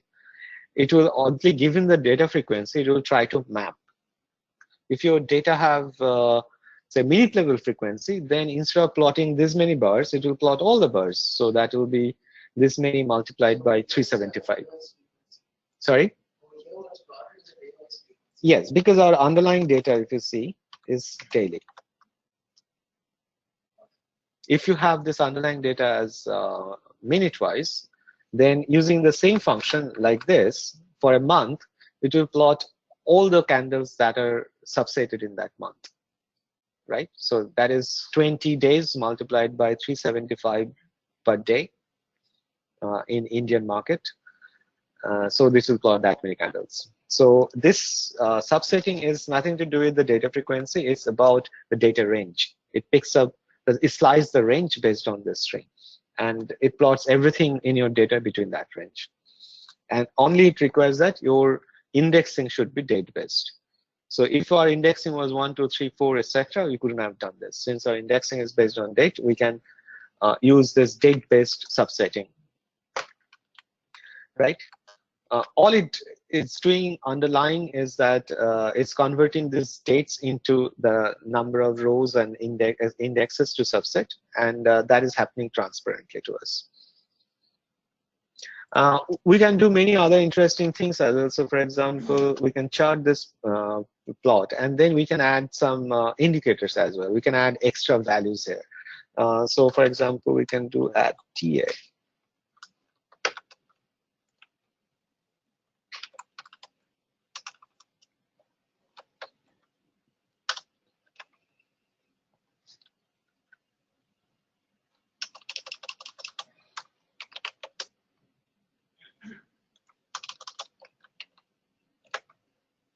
So we are adding moving average to this. The default value of n is 10, so instead daily data, maybe we'll just use 100.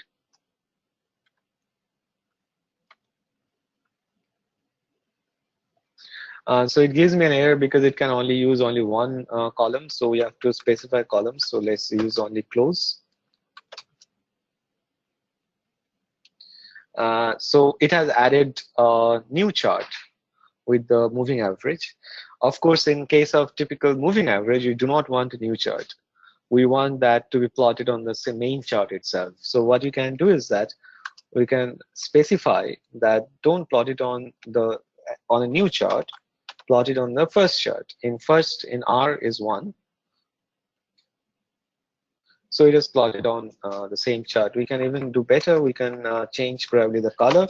So we can say plot it in red. And now again we can zoom. If you have noticed, I'm using the arrow keys on my keyboard to recall past commands. If I go up, I can recall my historical commands. So this I typed, I just don't want to retype it again, and I zoom it, and this is how it was.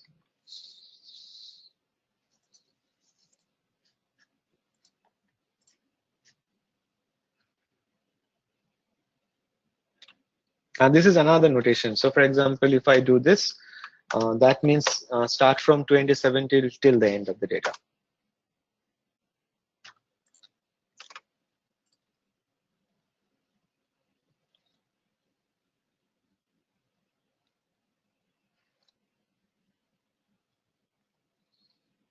But there are some cases where we do want to have new charts added. So for example, if you are trying to plot RSI, you want new charts. But if you want to plot Bollinger Bands, we do not want new charts. So if we zoom in, we see that we have got Bollinger Bands plotted against the moving average as well as the candles along with the RSI. So this group of packages makes it very easy to read files from a CSV file and read data from a CSV file and then create some really professional quality charting from there without even typing a single formula. If you are interested in all these details of this, so for example, B bands, the description of B bands is this.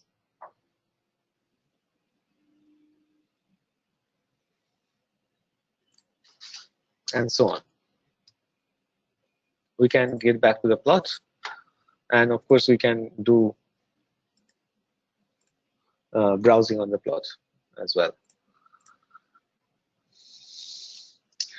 Saving and loading our objects. We have seen how we can save and how we can load data from CSV file using that file called read CSV. We can save a CSV file using write CSV as well. So for example, we can use this function. Write CSV is a way to save in a CSV format, but we can also use write zoo. So that there's the thing that we have done, we have changed that indexing from 1 to numeric indexing to date indexing. So if you use write zoo, then it will retain that indexing.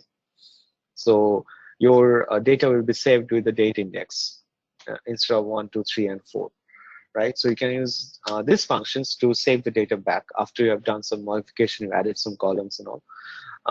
If you are trying to save the R objects itself, so for example, X is an R object, so we can use this function called save. It is saved in a format called R data, and to read from an object back from the disk, we can use this function called load, and you have to pass the path to that something.r data. So typically, you want to save your data in a CSV format, and you want to save your models as R data. Why? Because once you read it back from the disk, R creates a mapping object. So it serializes the object and deserializes the object automatically. So you can just read the model back and use it as if you have just created it. So you don't have to re-estimate the model and create it, and then read the data back and feed it into the model.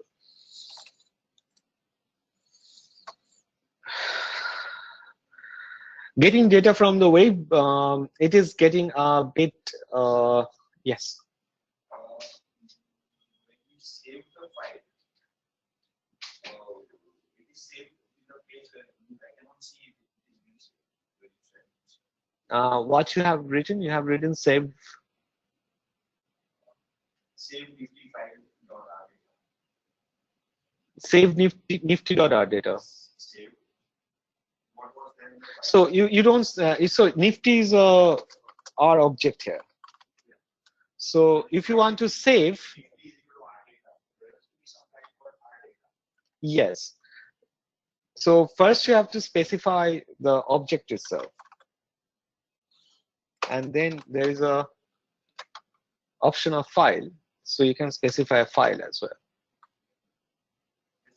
So if I see nifty.data and go to this Explorer,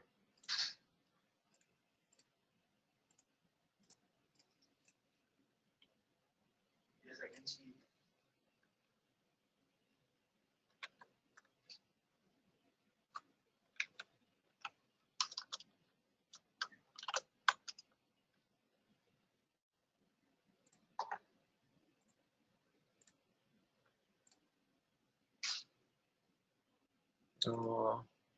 I have to go to the desktop probably.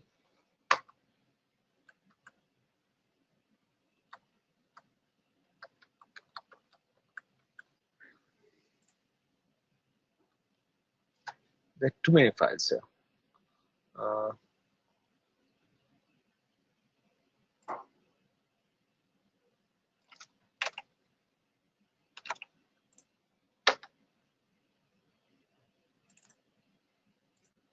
So if you see here, so this is where the file got saved in your current working directory.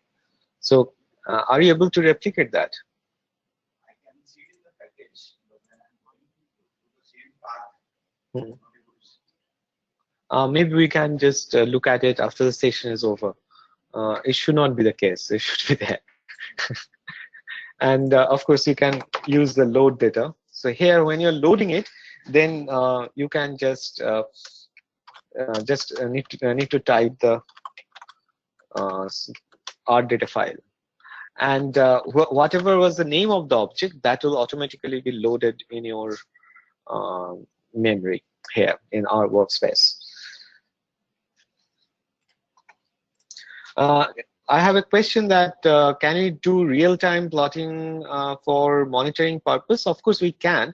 The issue is that how to read the data real time. So so that is the part that we need to solve. One of the ways of doing this is you can dump from your source CSV file, and with some frequency you can read it, say every minute or every 30 seconds. That's not a very efficient way of doing it. The other way is to directly feed data into an R process. That is a bit more efficient of doing it. That typically it can be done using things like WebSockets. That will be almost near real time. And very recently, we have got some good support for WebSockets in R. There is this package called WebSockets itself, and that can be used to do real-time plotting. So you use WebSockets to read the data from your source, and then use this QuantMod package to do a real-time plotting. But to be very honest, R is not a very good platform to do real-time plotting as such. Its power comes from the analysis part, not really from real-time plotting. Whenever if you're refreshing very fast, then probably you will see some screen flicker, which other softwares can handle much better. Okay, so we go back. Getting data from web. So getting data from web is very easy with QuantMod. Unfortunately, traditionally the QuantMod has relied on Yahoo Finance to get data, and Yahoo Finance support, and for that matter, all the free website support for data has gone down drastically, including Google Finance. So QuantMod still works after some fixes, but it's not as good as it used to be. To get data, so for example, let's try whether we can get data.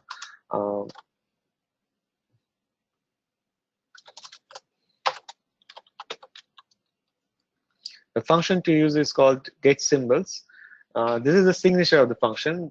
We give a list of symbols, and optionally we give the source. If you see, the source is by default Yahoo, and also we have this option called auto assign.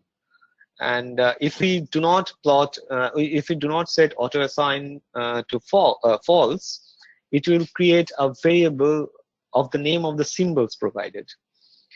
And if we set it to false, then it will not create that variable automatically, but assign it to wherever we are assigning. So for example, if we do this,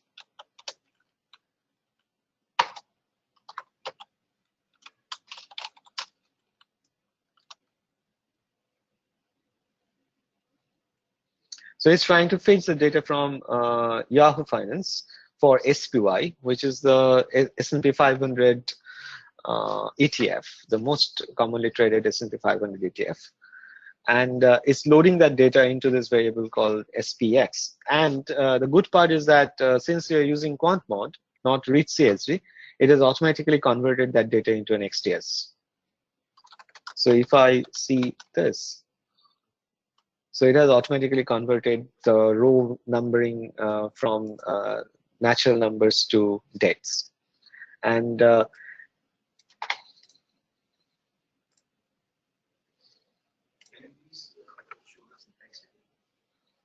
so the syntax is very simple. So getSymbols is the underlying file, the function name, where you can fetch data from multiple sources, typically three major sources: Google Finance, Yahoo Finance, and Fred.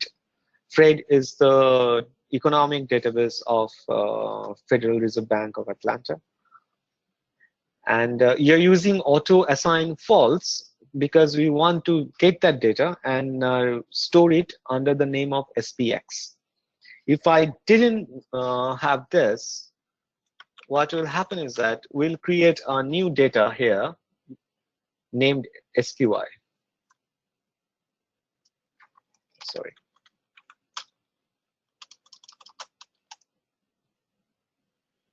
So you see that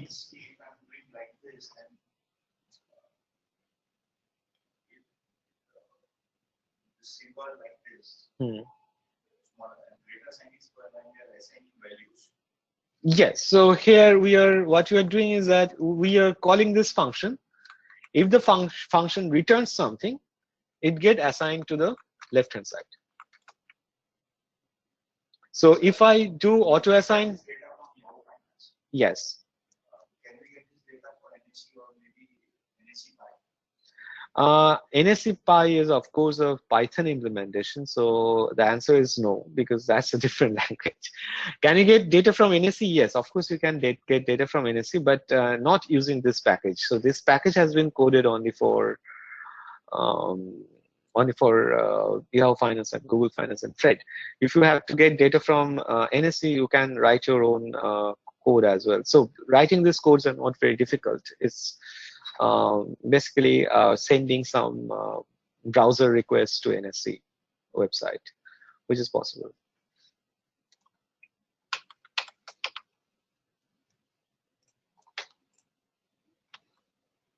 So this is how you can get data from. If you are looking for Indian data, you will also get. So, for example, if I want to get, say, Reliance, I'm sure it should be available. So what you have to do is to search for the ticket for Reliance, the ticker symbol for Reliance on Yahoo Finance.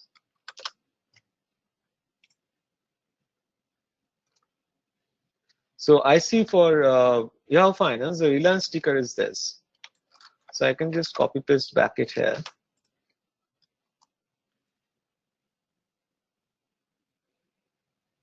It gives you some warning that there are some missing values, but it's got the data anyway.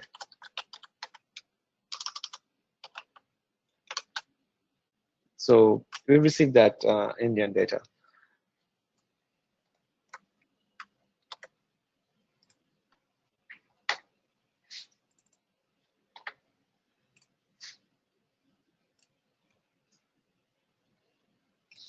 I have a question here. What is a good software for monitoring trade? For all this, for monitoring a trade, you have to solve two different things. One thing is to get the data in real time, and the second thing is to display the data in real time. Having these two together is usually a problem.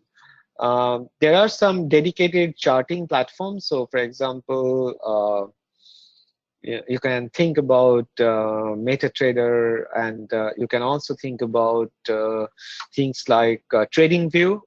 They try to solve this problem together by merging the charting platform as well as the data fetching platform together, typically in a browser environment or a standalone software environment. If you're creating, the problem with them is that you do not have any control over the data itself. It is something that what they have or what they're offering. If you want to do it yourself, one way is to use a charting front end, like even TradingView or something like D3JS or some other JavaScript-based charting solution, and then have your data also in a typically in a WebSocket server, and then merge them together as per your requirement. So there are no ready-made software which are very good in doing this. Of course, if you can afford, Bloomberg is definitely is a great piece where they marry many different things, including real-time charting, but it is usually very, very costly for individual traders.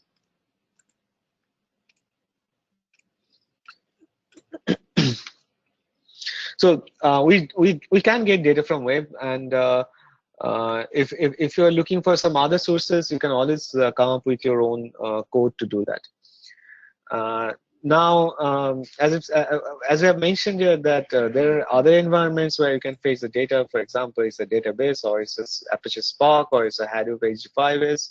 So all those kind of things are already there. You can even handle very, very large data on disk using all these different packages, which can even be larger than memory data. Where you have part of the data written on the disk and brought into memory as and when required. But we'll not go into detail of that. We'll not go into detail of that. What we'll do is that we'll try to see that how to explore the time series database that we have just created, the XTS, Extended Time Series. So one of the basic thing we want to do is to compute returns. So the function that you want to use for return is called ROC. It's a rate of change, short form for rate of change. If you want to see anything, how it is working in R, all you have to do, if you do this, we get the help. If you omit the question mark before, you get the function code. So you see pretty much what ROC is trying to do. So it's basically trying to decide whether your data is continuous and discrete. If it is discrete, it will compute percentage return. If it is continuous, it will compute the log difference. So this is what we use for computing ROC. Now, ROC for the, so if you have a data like this, and we use ROC,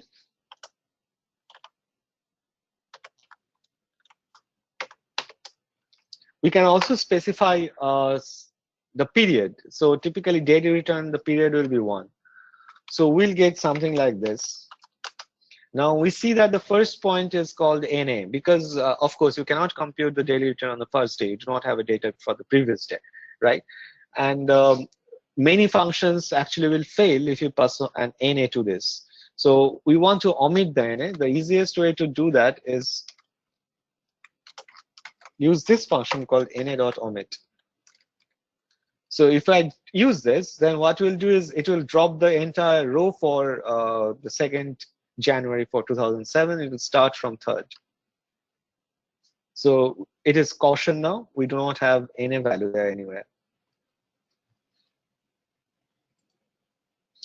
I have so another question about the same point about software for monitoring trades. I do have some experience with Tableau. I do not have any experience with Power BI. I can talk about Tableau. Again, the issue here is not the issue here is how to merge your source of data and your plotting capability. So Tableau is a very good software for exploring your data. It's not a software for doing something in real time. In real time means that you want to do it as fast as possible. That means you want to keep things as simple as possible. So the simplest thing is just a JavaScript chart reading data from a WebSocket server. If you are using Tableau for a very complex databases, you can do amazing plots, you can find very hidden relationships, and you can do many other strong things, but it is not very geared towards doing something in real time.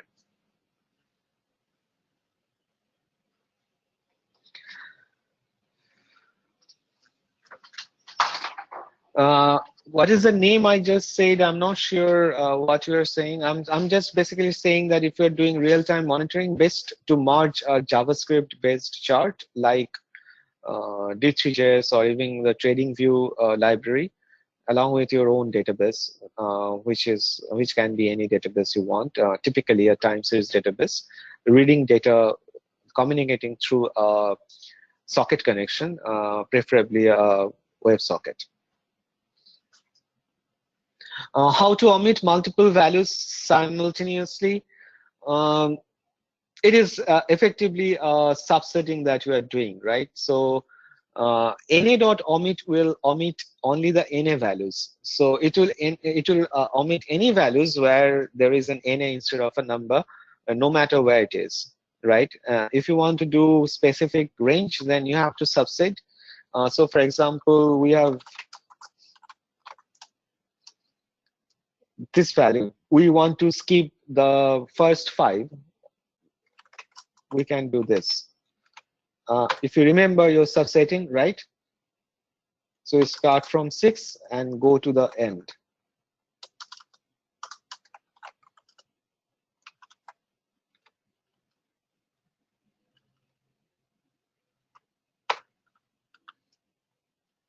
So you start from 9th January instead of 2nd.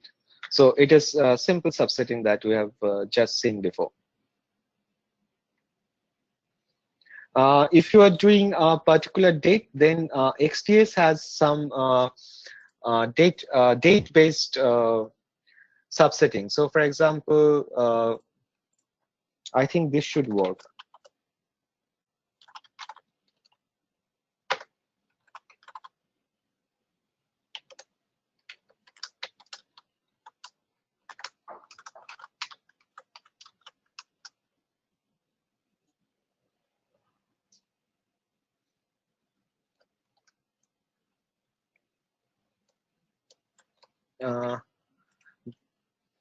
There are some date-based subsetting for XJS.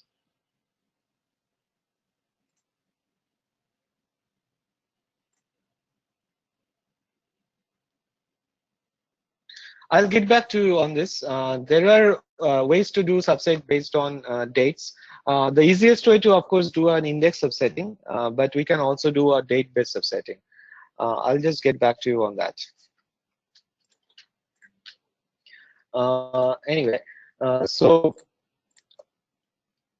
these are the major things we want to do. So we have seen what ROC is. We have also seen what na.omit is. So what we are doing na.omit, we are dropping all the NA values. The next most useful thing is something called role apply. So if I do this, so role apply is basically applies the same function on a rolling window.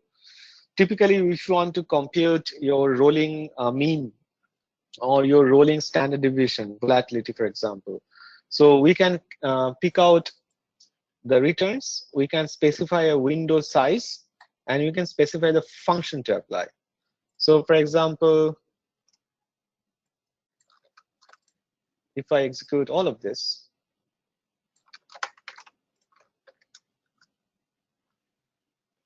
we did have a, let's do this. So now we have a set of returns on SPI, which are excluding the NA values. Now, if you want to compute the standard, the volatility, you know, the volatility is the daily standard deviation multiplied by the annualization factor, which is square root of 252. So this is what we can do. So we are using roll apply function on this SPY returns with a window of 20 days. So 20 days volatilities, roughly a month of look back. And then we are applying this function SD. We have already seen this function SD. This computes the standard deviation, right? So if I apply this function, I get this. We can even plot it.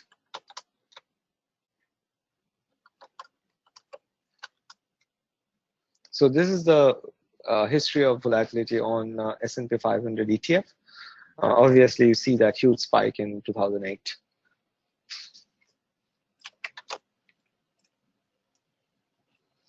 And similarly, we can compute other functions like running correlation. The function for that is runCor. We can compute running correlation for this, and this is some code snippets that computes the volatility of the S&P 500 and Nifty and compute the running correlation for them and then plot.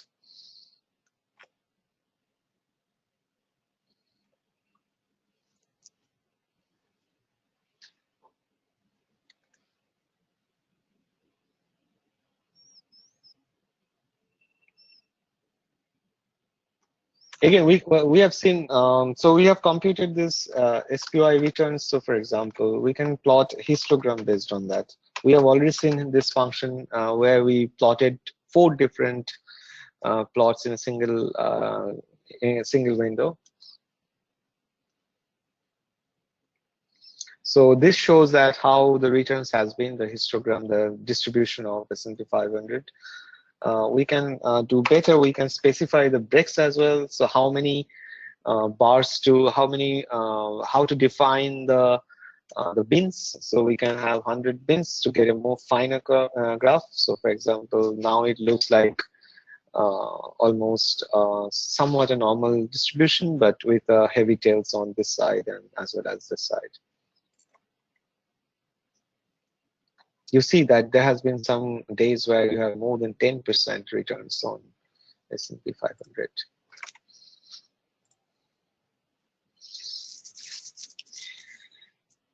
Now we are getting into something which is a bit involved. This is where R is really, really powerful. Those of you do not have an idea about what is functional programming. Functional programming is a paradigm where you treat every variable, every object as a function, and you try to use them to achieve expressions in such a manner so that you do not have any side effects. What are the side effects? Side effects are things that are done outside your return value. So for example, to give it in a more understandable language, so for example, if you define a function that adds up 2 numbers, it will take 2 numbers and returns the sum. It has no side effect. Means no matter where you are, your function will always work predictably. But think about another function that prints a statement. So for example, a function takes a value, again x and y, and print the sum of x and y instead of returning it. Now this may not be repeatable in every circumstances. So for example, if your print area is malfunctioning, right?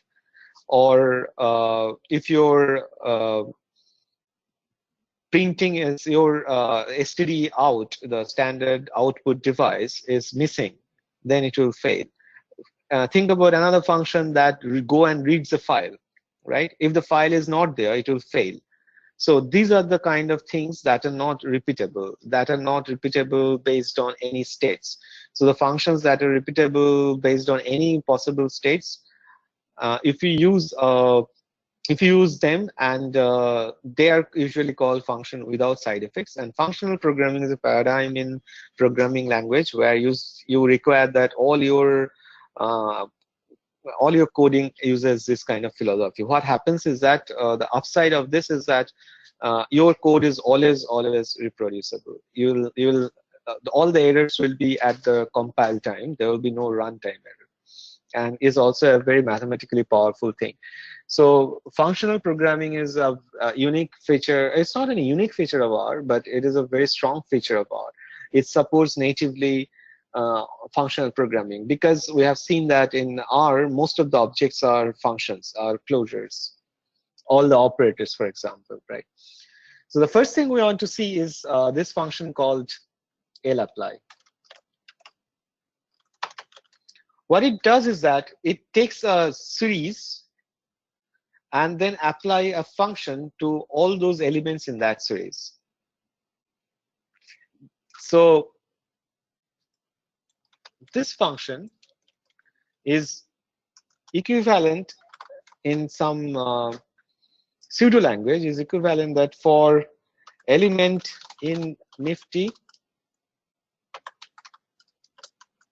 apply quantile to element. So this is pretty much what lapply does. So if you want to do it in a for loop, so for example, it will be for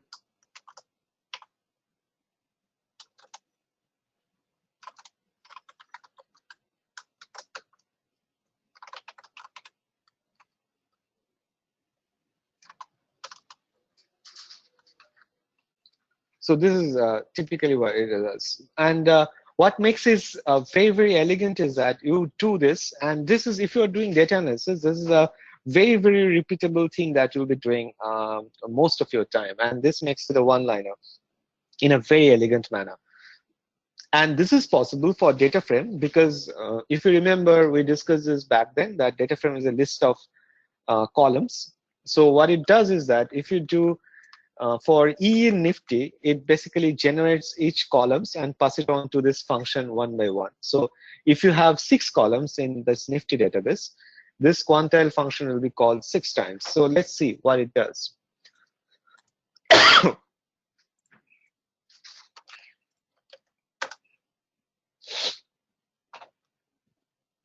So it applies the quantile for each of the columns. For open, we have a range.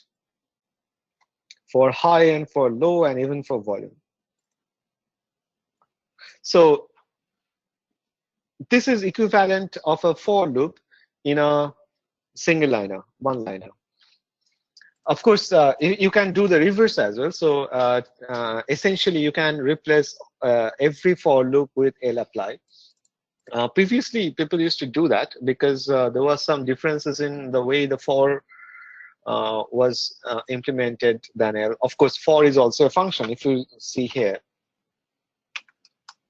So it's a primitive function. So for was implemented in a less efficient manner than lapply. So previously people used to do this, but not now, not anymore. It's not needed anymore. They're equivalent in terms of runtime.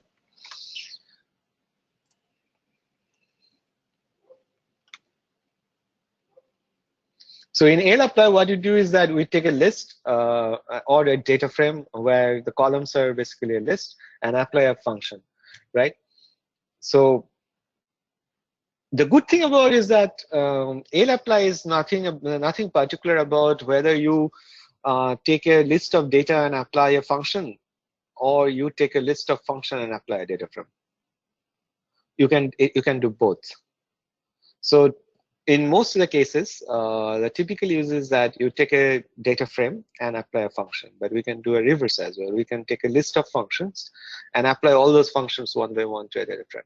So this is an example. So we are creating a list of functions. So if you see funds, the first function is a mean. The second function computes the median. The third function computes the standard deviation. The fourth functions compute the, can anybody guess it, what it is doing?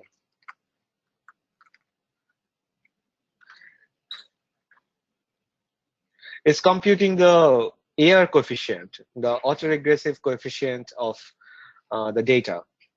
So what we are doing is that we are using this thing called ARIMA.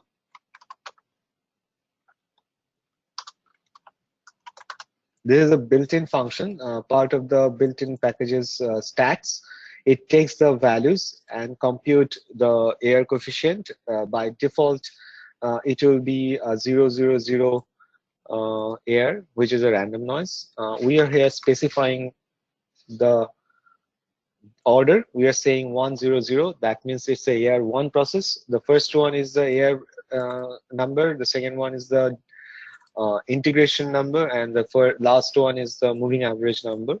So the standard notation. So we are specifying that our X is a AR1 process, and using this we are picking up the coefficient, which is the second coefficient, right? So if I declare my list of fonts as this, and then apply them to the returns of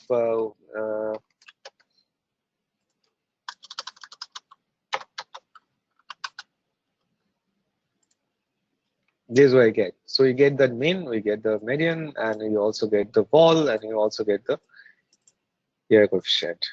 So we see that how powerful it is. So we can do a lot of analysis in a couple of lines. So we can take a data frame and apply a list of functions to that, or we can take a data frame and apply a function to all of its columns, right?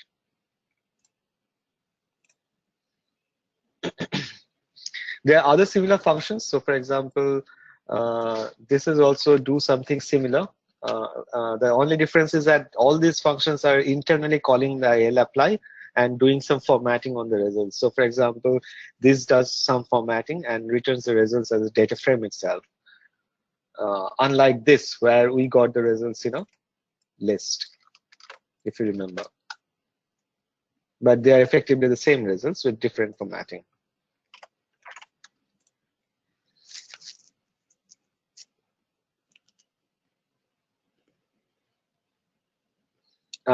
One more interesting function is called apply. So typically we want to do many cases we want to apply a function instead of column wise, which we can do with lapply.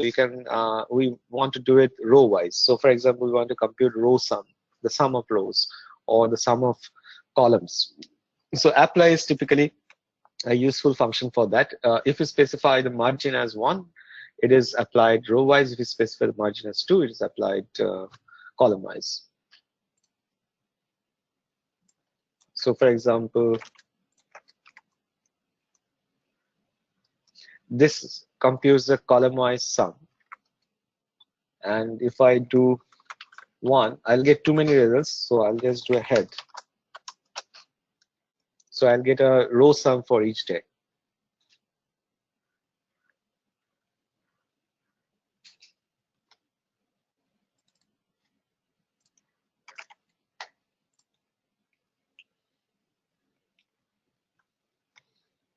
Row apply you've already seen, useful for computing the volatility. So this is a quick time series analysis that we want to do. We haven't computed the Nifty returns, so let's first compute the Nifty returns so that we can, instead of typing them, we can just copy paste and do it fast.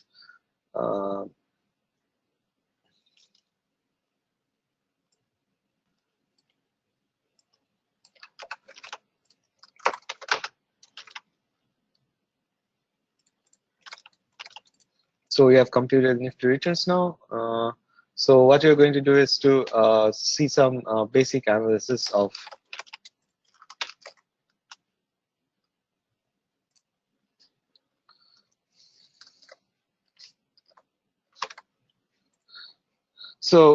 in any time series analysis for price data, we starts with the returns. The first thing to compute is the return. So this is what we have done. So we discussed, we use ROC to compute the rate of change. ROC for 1 day is the daily return, and then we remove the NS using NA on it. And then once you have done it, then the next statistical way is to actually look at how this return series looks like. If you have done your course on time series analysis, you know that one way of looking at time series is as autoregressive models, autoregressive or moving average models, ARMA. To know how you can fit it, we use this kind of notation. So ACF is a function that plots the autocorrelation factors, and then there is another function called PACF that will plot the partial autocorrelation function.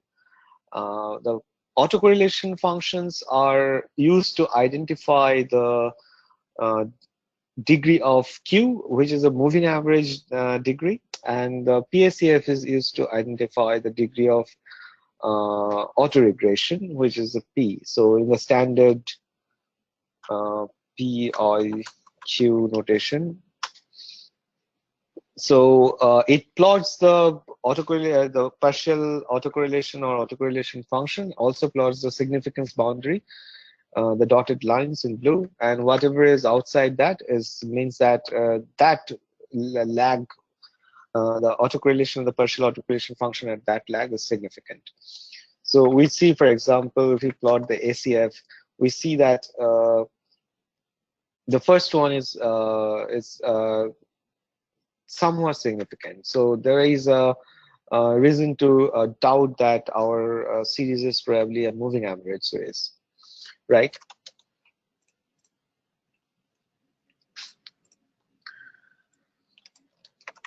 On the other hand, this function, which just seen a bit a while back, is something that we can use to fit a model. So if you use this, then we see that given the returns and giving our model specification of ARMA 1.1, this is how the model fits. It also gives you the log likelihood, so you can actually change the model specification and see that whether your log likelihood improves or decreases. So in this case, there are some numerical stability issues. Maybe you can use this and see. So we see that our log likelihood is not changing much. So probably the first one we chose is probably the best. And also, one way of doing it is to try manually do a trial and error to fit an ARMA model, but there are auto ARMA function as well, which is part of the package called Forecast, which is not installed here. So you can install the package called Forecast, and then there is a function called auto ARMA, and you can pass the Nifty returns, and then it will do all those searching itself and tell you that which is the best fit model, so that you don't have to manually search the model space, right? So the fastest way to do an ARIMA model in R, it takes literally it takes 3 lines. You compute the ROC, you remove the NA, and then you compute auto ARIMA, and you get your best fit model for ARMA. So it is that easy. Imagine doing this in Python.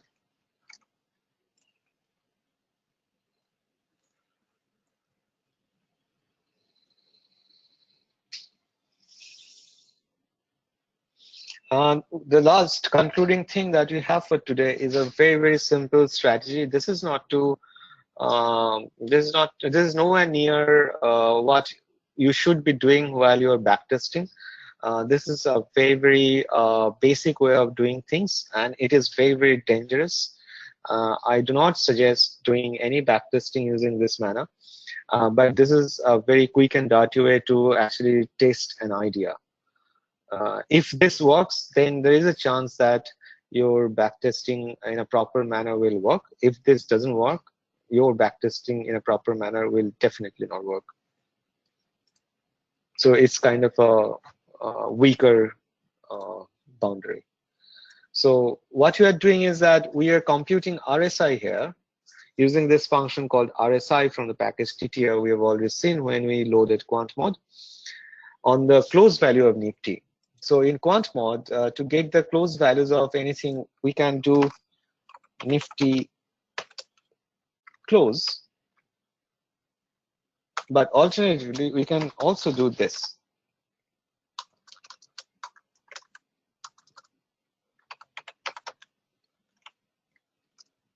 Oops, I shouldn't have pressed enter, it's too large.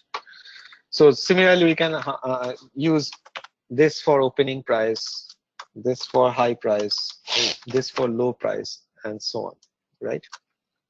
This is just a utility function if you do not want to access the columns using the dollar notation. So we are computing the RSI on the closed values of Nifty, accepting the default parameters, which is a look back of 14 days. And then we're creating a signal where if RSI is greater than 70, I short. If RSI is less than 30, I go long. Otherwise, I stay at 0, no trade. If there is any NA value in the signal, I replace them with 0, and then I compute the. So let's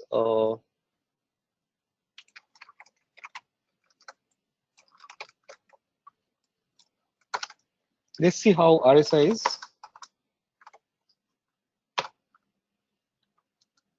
So it's having a column name called RSI, and as usual, the date indexing and printing the value of RSI computed on that day, accepting the default parameters. If you want, if you're interested, you can see the default parameters, which is n is equal to 14, and MA type is simple moving average.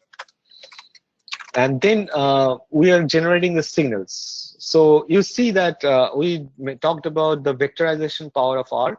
So we are computing the signal for all day using this just one liner. So RSI is a vector, it's a series of numbers.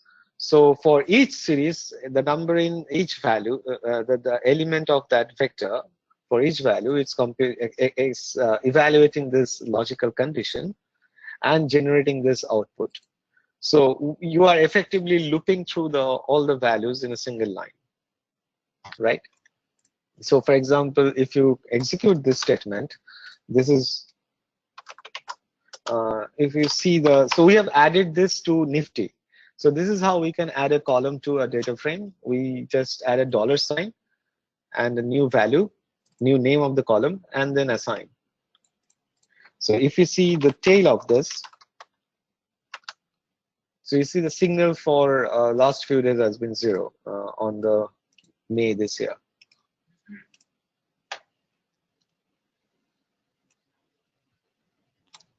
Now you are computing the returns as well. So you're adding the return into the Nifty data frame as well. So if I do tail Nifty, we'll see that this column has been added now.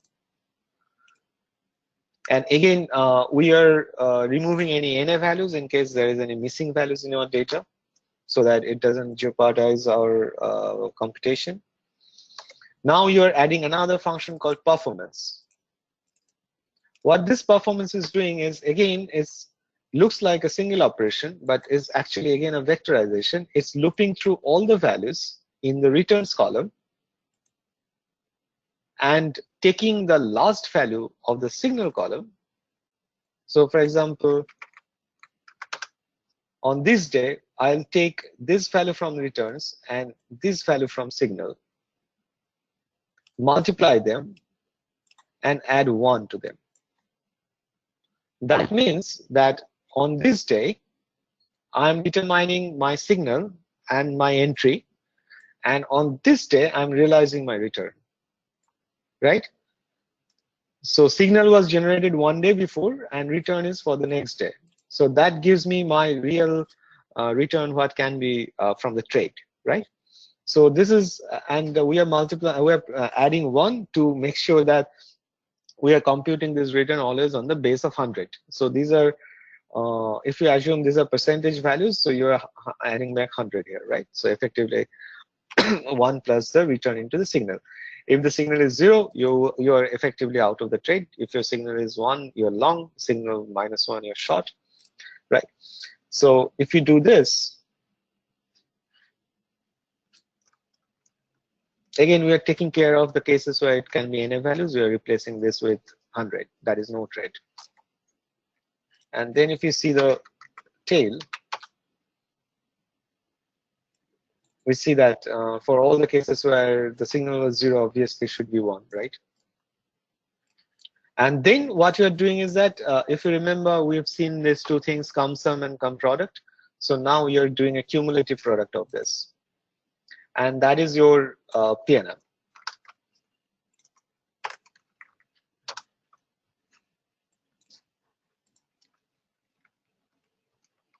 And this is our PNL. Now, if I plot it,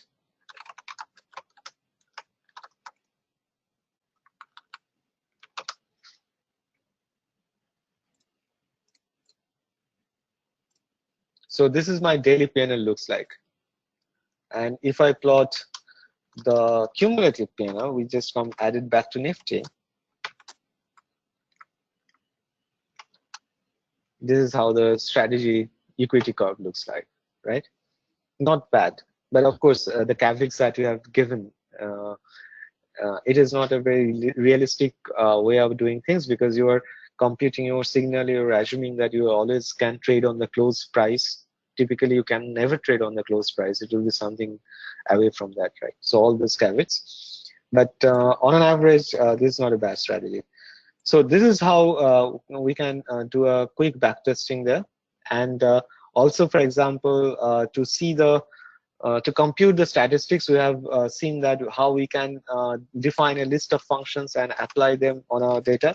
So we are defining three different functions. One is the average return, one is the vol, and one is the Sharpe, which is the ratio of average return and the vol. And then we are just doing the same thing. We are declaring a list of functions and applying on the, using lapply, applying on the cumulative PNL, right? And we see that our strategy has annual return of 2.69%, a volatility of 9.8% something, and a Sharpe of 0.27, right? So our complete strategy with complete statistics is given in this few lines of code. And that is because R supports vectorization natively. So that's it, I think, from today's session. Some concluding remarks is that if you're more interested in R, I suggest you look for advanced R by someone called Hadley. He has a website for different topics under this advanced R. Especially, please look at the functional programming page there if you can. Also, if you are trying to analyze something and you have some idea about what sort of analysis you want to do, you can go to this official page called the CRAN task view, where you can see that for that given task, what are the packages available.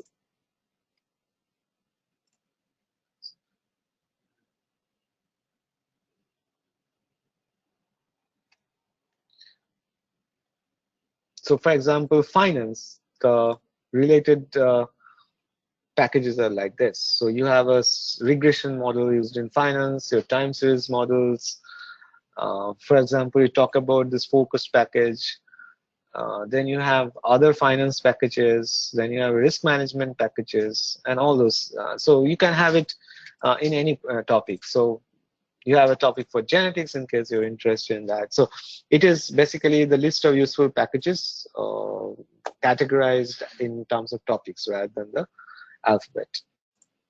So that is one useful thing to go through. And also, in case there are many packages that are not available on CRAN but only on GitHub. These typically are the packages which are under development. So for example, a couple of my packages are also in GitHub, which is not in CRAN. And you can use the similar tools to install packages from GitHub. So in case I have missed it, it is mentioned here. Let me search. Yeah. So to install from CRAN, you can use this. We have seen this. To install from GitHub, you have to get this package called DevTools. It is again written by this person I just now referred, Hadley, and Hadley Wickham. And you can use this function of this package. So install GitHub function of this package, exactly the same manner as install packages, and pick up the. So you have to give. So for example, if you want to install a package, say this one.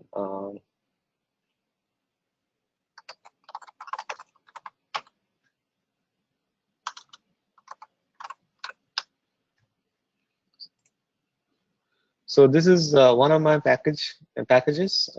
It is listed as my name versus my package name. So what I can do here is that I can say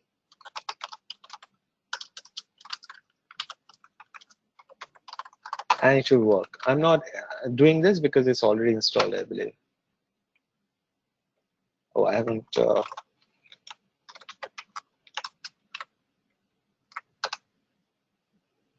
So it will go and fetch that from the URL and do all the installations, right? And that's it. And initially, I mentioned another thing about between the controversy, between the debate about R versus Python. I mentioned that Python had some advantages over R, especially in the field of machine learning and neural networks. And fortunately, right now, the good guys from the R studios also come up with a fantastic interface using Keras interface to TensorFlow. So that advantage is now really gone. So you can do very simple stuff. Very simply, you can do very advanced stuff in machine learning in R as well. So that's it. In case you have any answers, please reach out to me or the support team if you prefer. If there is something that I missed out and I remember later, I'll share that with the support team to distribute. Otherwise, I'd conclude the lesson, conclude the lecture here. And thanks to all of you for your time and attention. Thank you. Yeah.